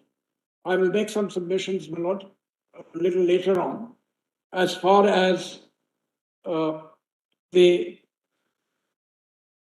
item 63 in the list 1 is concerned. Provision of secular education and admission of non-minorities is not, my lord, as a factor which will be determinative. Provision of secular education and admission of non-minorities, my lord, is not. I'm not going to read out those portions of the judgments, my lord, I've indicated them. My lord, are not going to take away from the minority character. In fact, the entire set of arguments was, we want to be an institution of excellence. So if I reach right over the top and say it's national character, you say this will take away. And that couldn't be right, my lord, because we accept that institutions of excellence will certainly, my lord, be a factor that we will take into account. Then, my lord, recognition as institution of national importance is not a definitive character. Presence of non-minorities in administration and day-to-day management, my lord, doesn't detract in any way from the minority character. Now, my lord, I want to address the question, my lord, of this national character. Let us be clear, my lord, of the 4 points which are not here, my lord, which I want to. My lord, entry 63 relates to competence.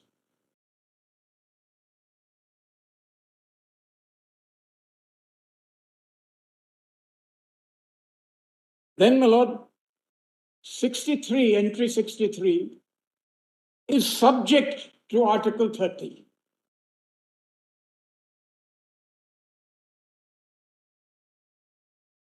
Then, my lord,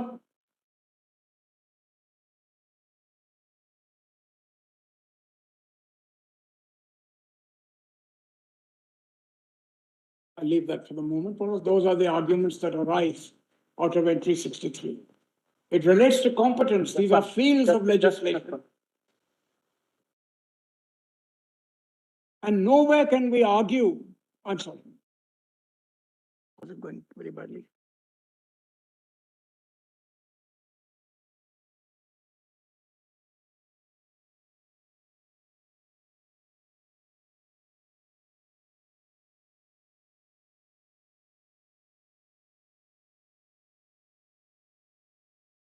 Yes.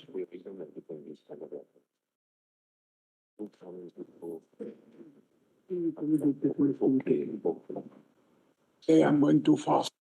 So much of it has been argued before, my lord.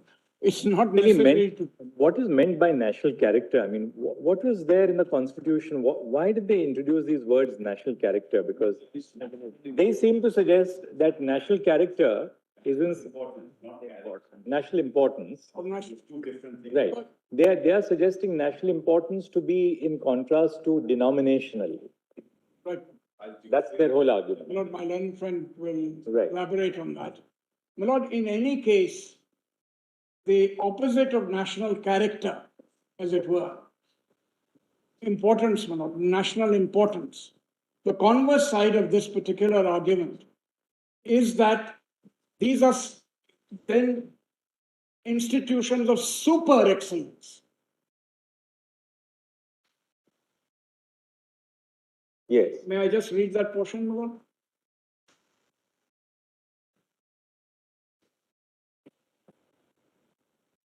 First.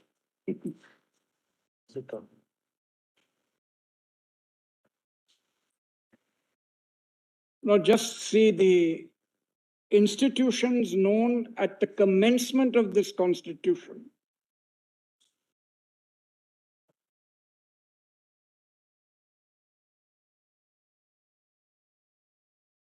Lord, since your lordships were hurrying up the rest, I thought I was under that aspect as well. Hence the speed, for which I apologize. Now let's have a look at 6. The institutions known at the commencement of this constitution as the Banaras Hindu University, Aligarh Muslim University, and Delhi University, the university shall be established in pursuance of Article 371E and any other institution declared by Parliament and by law to be an institution of national importance. So, my lord, it's national importance. Then I have a look at, my lord, 64. That is on the technical side. And once again, the emphasis in entry 64 is once again, my lord, institutions of national importance. Then a variant of this is in Article 65, that is professional education, promotion of Actually, Dr. Dhawan, if you see, prior to the 42nd Amendment to the Constitution, entry 11 of the state list, the state list, dealt with education, including universities, subject to the provisions of entry 63, 64, 65, and 66 of list 1, and entry 25 of list 3. Yes. So, education was a state subject to entry 63 to 66. Then it became a concurrent subject. And entry 25 of list 3, prior to the 42nd Amendment, read vocational and technical training of labor. Therefore, what entry 60, say in this case, entry 63 of the union list did was, once the subject was in entry 63 of the union list, namely institutions of national importance, these two and any others that Parliament may declare, it was taken out of the fold of the state list. So the exclusive jurisdiction to legislate was conferred upon Parliament. And therefore, not the state. Therefore, it was really something which related legislative competence. What the 42nd Amendment did was, it deleted entry 11 of the state list. It substituted entry 11 of the concurrent list because that dealt vocational and technical training of labor. And now, post the 42nd Amendment, you see entry 25 of list 3, which says education, including technical education, medical education, and universities, subject to entries 63, 64, 65, 66. Therefore, ordinarily, but for entry 63 of list 1, the entirety of the field of education would have been in the state list prior to the 42nd Amendment, and after the 42nd Amendment in the concurrent list. In respect of these two institutions, Aligarh and Banaras Hindu University, and such other institutions as may be declared to be of institutions of national importance, the legislative competence is exclusively vested in Parliament. So the idea of this was, it appears, that in respect of institutions of national importance, there must be some degree of uniformity of the legislative structure, and therefore exclusive jurisdiction is conferred upon Parliament under Article 245. And not on the states. And not in the states.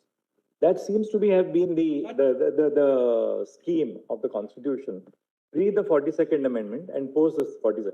Now, what really we want to ask you, and that's something which we have been reflecting on their argument. They see that once an institution is declared as an institution of national character, then calling it a denominational institution would somehow seem to detract from its institution, from the institutional status of a national importance.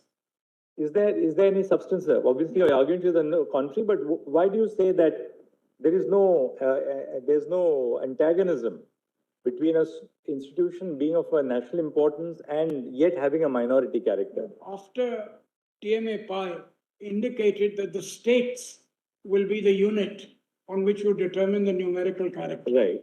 There is, of course, a different argument by Justice Umapal, where she said it depends on the statute. But once you have accepted that these are the state subjects, which is linked to the idea of numerical importance, then the states will legislate. If it is reached a level of excellence, a national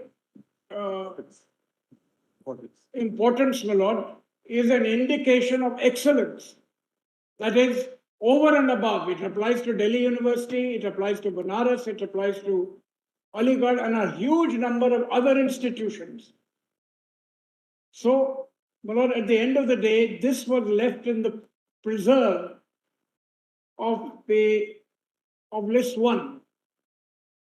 So that's the important point here, that they didn't want to, my lord, so the distribution of the subject, whether it's in list 1, list 2, or list 3, would have no bearing on its minority or non-minority character. Because these are really subjects of legislation and define the distribution of competence between Parliament and the state legislatures on the one hand. Yes, that's right. And these lists, my lord, are actually on the question of competence. Absolutely. Nothing else, my lord. And therefore, if competence vests in the national character or national aspects, my lord, then quite clearly what they are trying to say here is that will be declared. It doesn't go further than say that it is of national character across states. That's fine.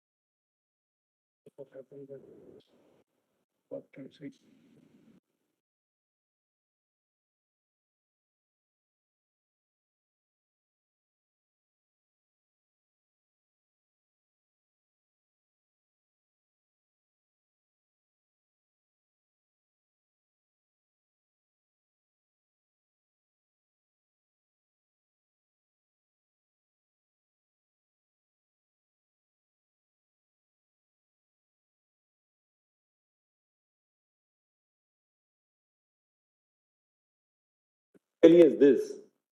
I'll just show you one or two other entries to buttress this interpretation.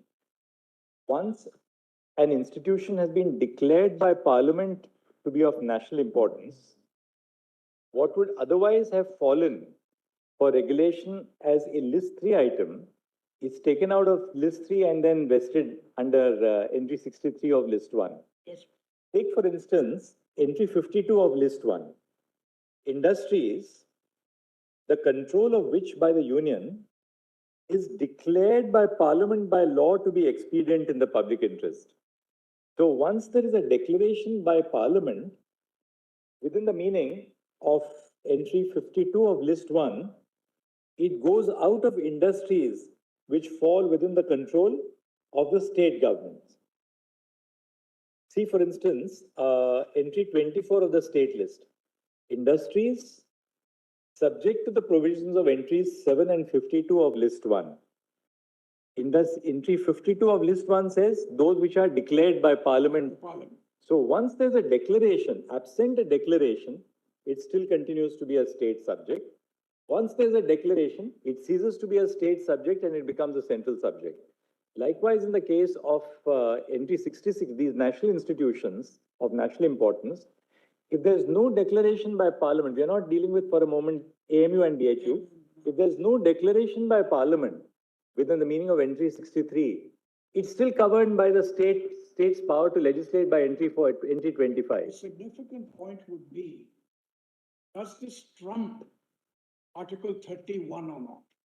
And in all, whether it's the legislation of the state or whether it's legislation of national. Conceptually, it should not, because all lawmaking in pursuance of the jurisdiction under Article 245 and 246 subject to the entries is subject to the fundamental rights. It must be the law. So the fact that something is of national importance may not at a constitutional level be antagonistic to the concept of it's still yielding to minority rights. Whether there are minority rights here is a separate issue. But at a conceptual constitutional level, you can't accept that merely because it is of a national importance, therefore there cannot be minority control over the institution. That wouldn't be the scheme of the Constitution. That's right, Mama. Because what happens, national importance is there, as I indicated, as a sign of super excellence. So that is there. But there is nothing within the competence that says it will trump Article 31. Nothing. Their argument, my lord, yes, is that once you enter into the arena of national importance, then instantly it cannot be a minority institution. That's their argument. There's nothing to suggest that it can't be. Fundamental rights will trump the issue of competence.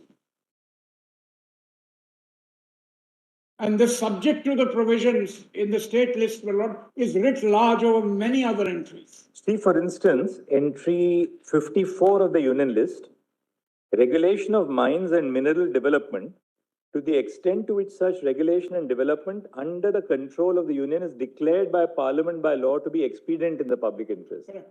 And then entry 23 of the state list, regulation of mines and mineral development subject to the provisions of list 1 with respect to regulation and development under the control of the union.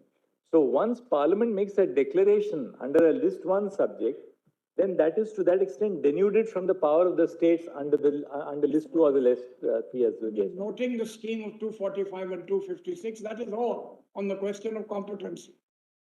But their argument goes one step further. That is, if it is of national importance, it can't have a minority character. That's the essence of the argument that they have made on public importance, national importance.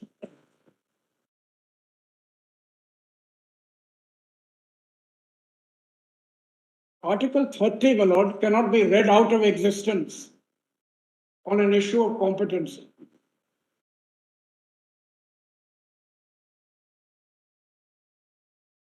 And nothing in these schedules, my lord, of whatever nature, whether it's public interest or whether it's national importance, every single statute in any of the lists will be subject to 30, as indeed Article 19, 21, 26.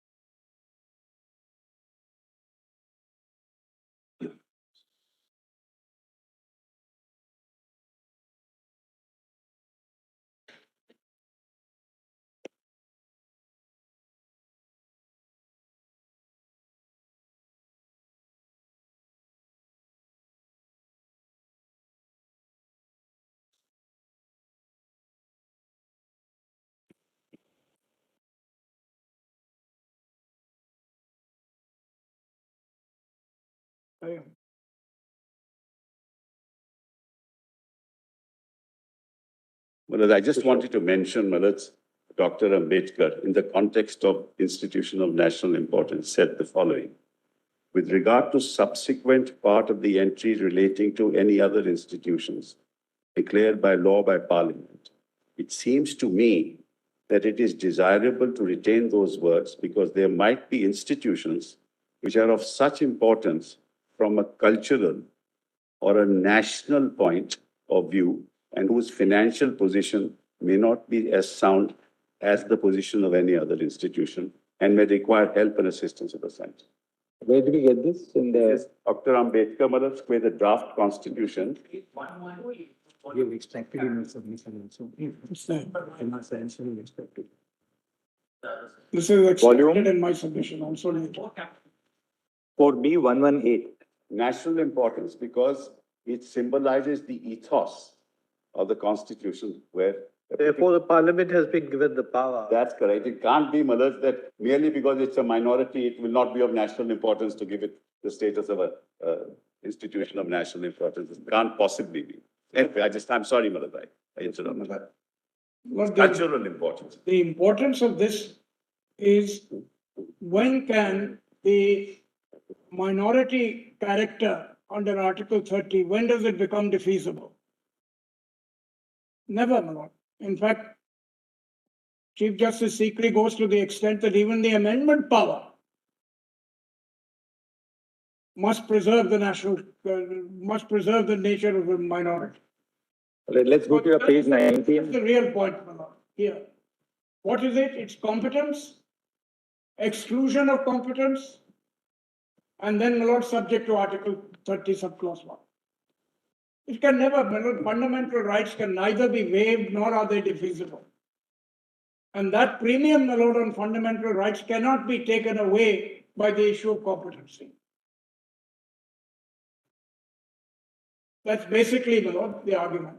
How they distribute the power, my lord, between the center and the state is different.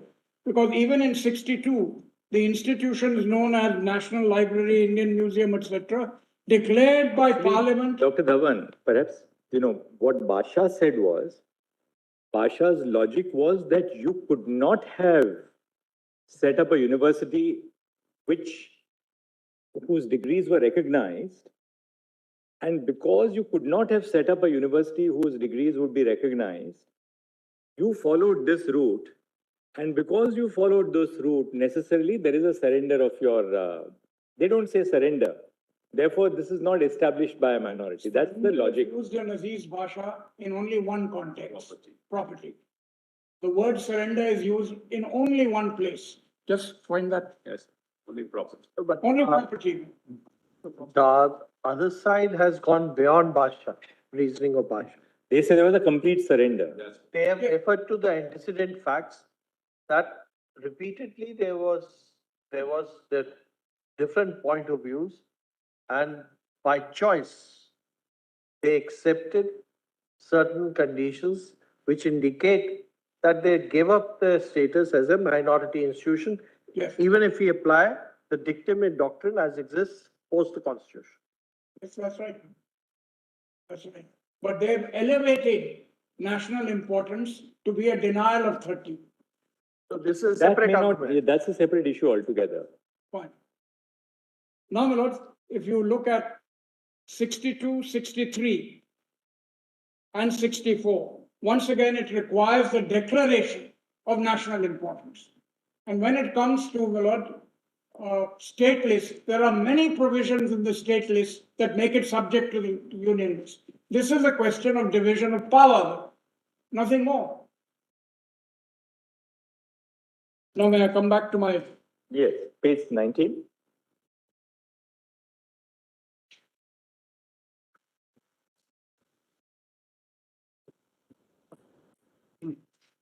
Which one do I have? तो administration में थोड़ी दिक्कत होगी.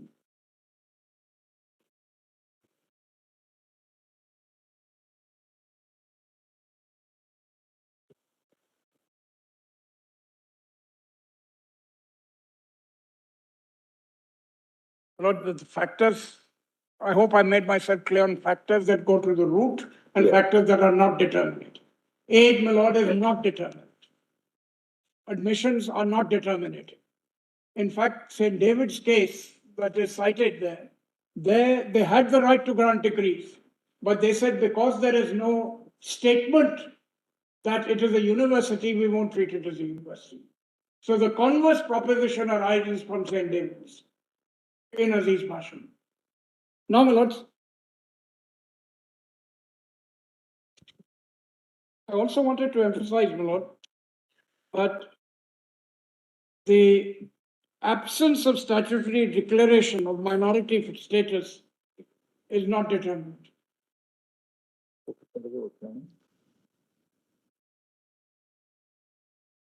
Think through to them in any way.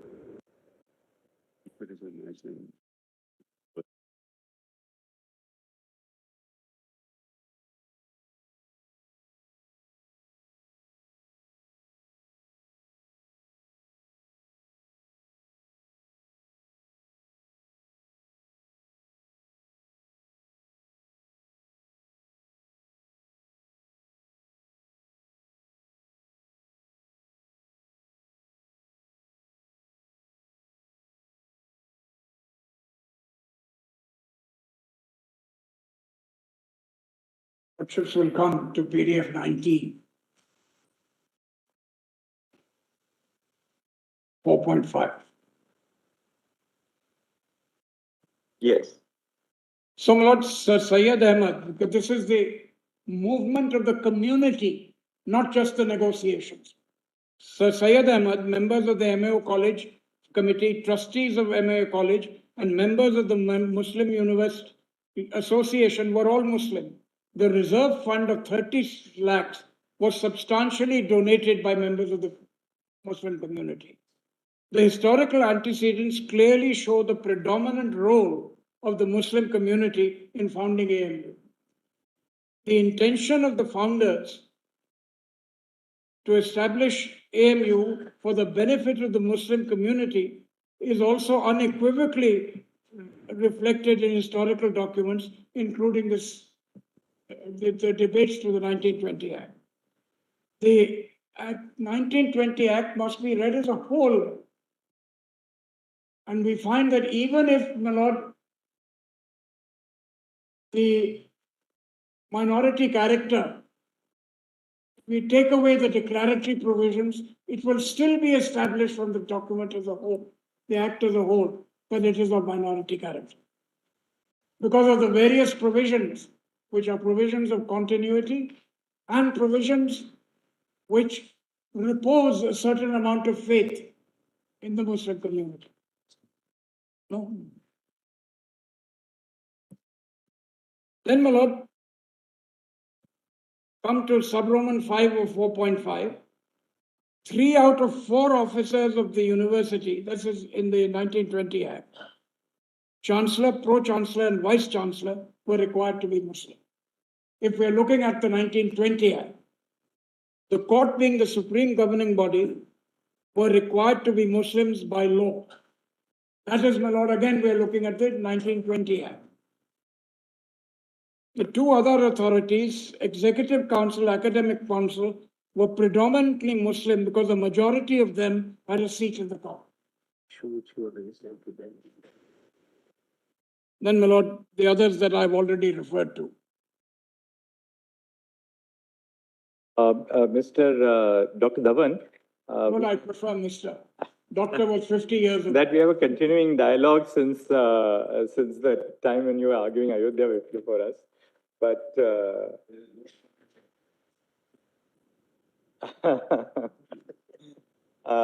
we have to rise today at 3:30.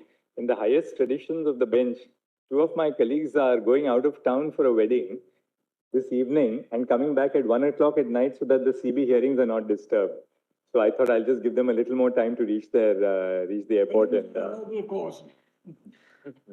But they said that they will not, allow the CB hearings tomorrow. Justice Suryakant and brother Satish Sharma, that we'll come back in the night so that we are here on duty tomorrow morning. So we'll rise right now. tomorrow morning we'll continue. elaborate. Dr. Dhawan, just one last thing.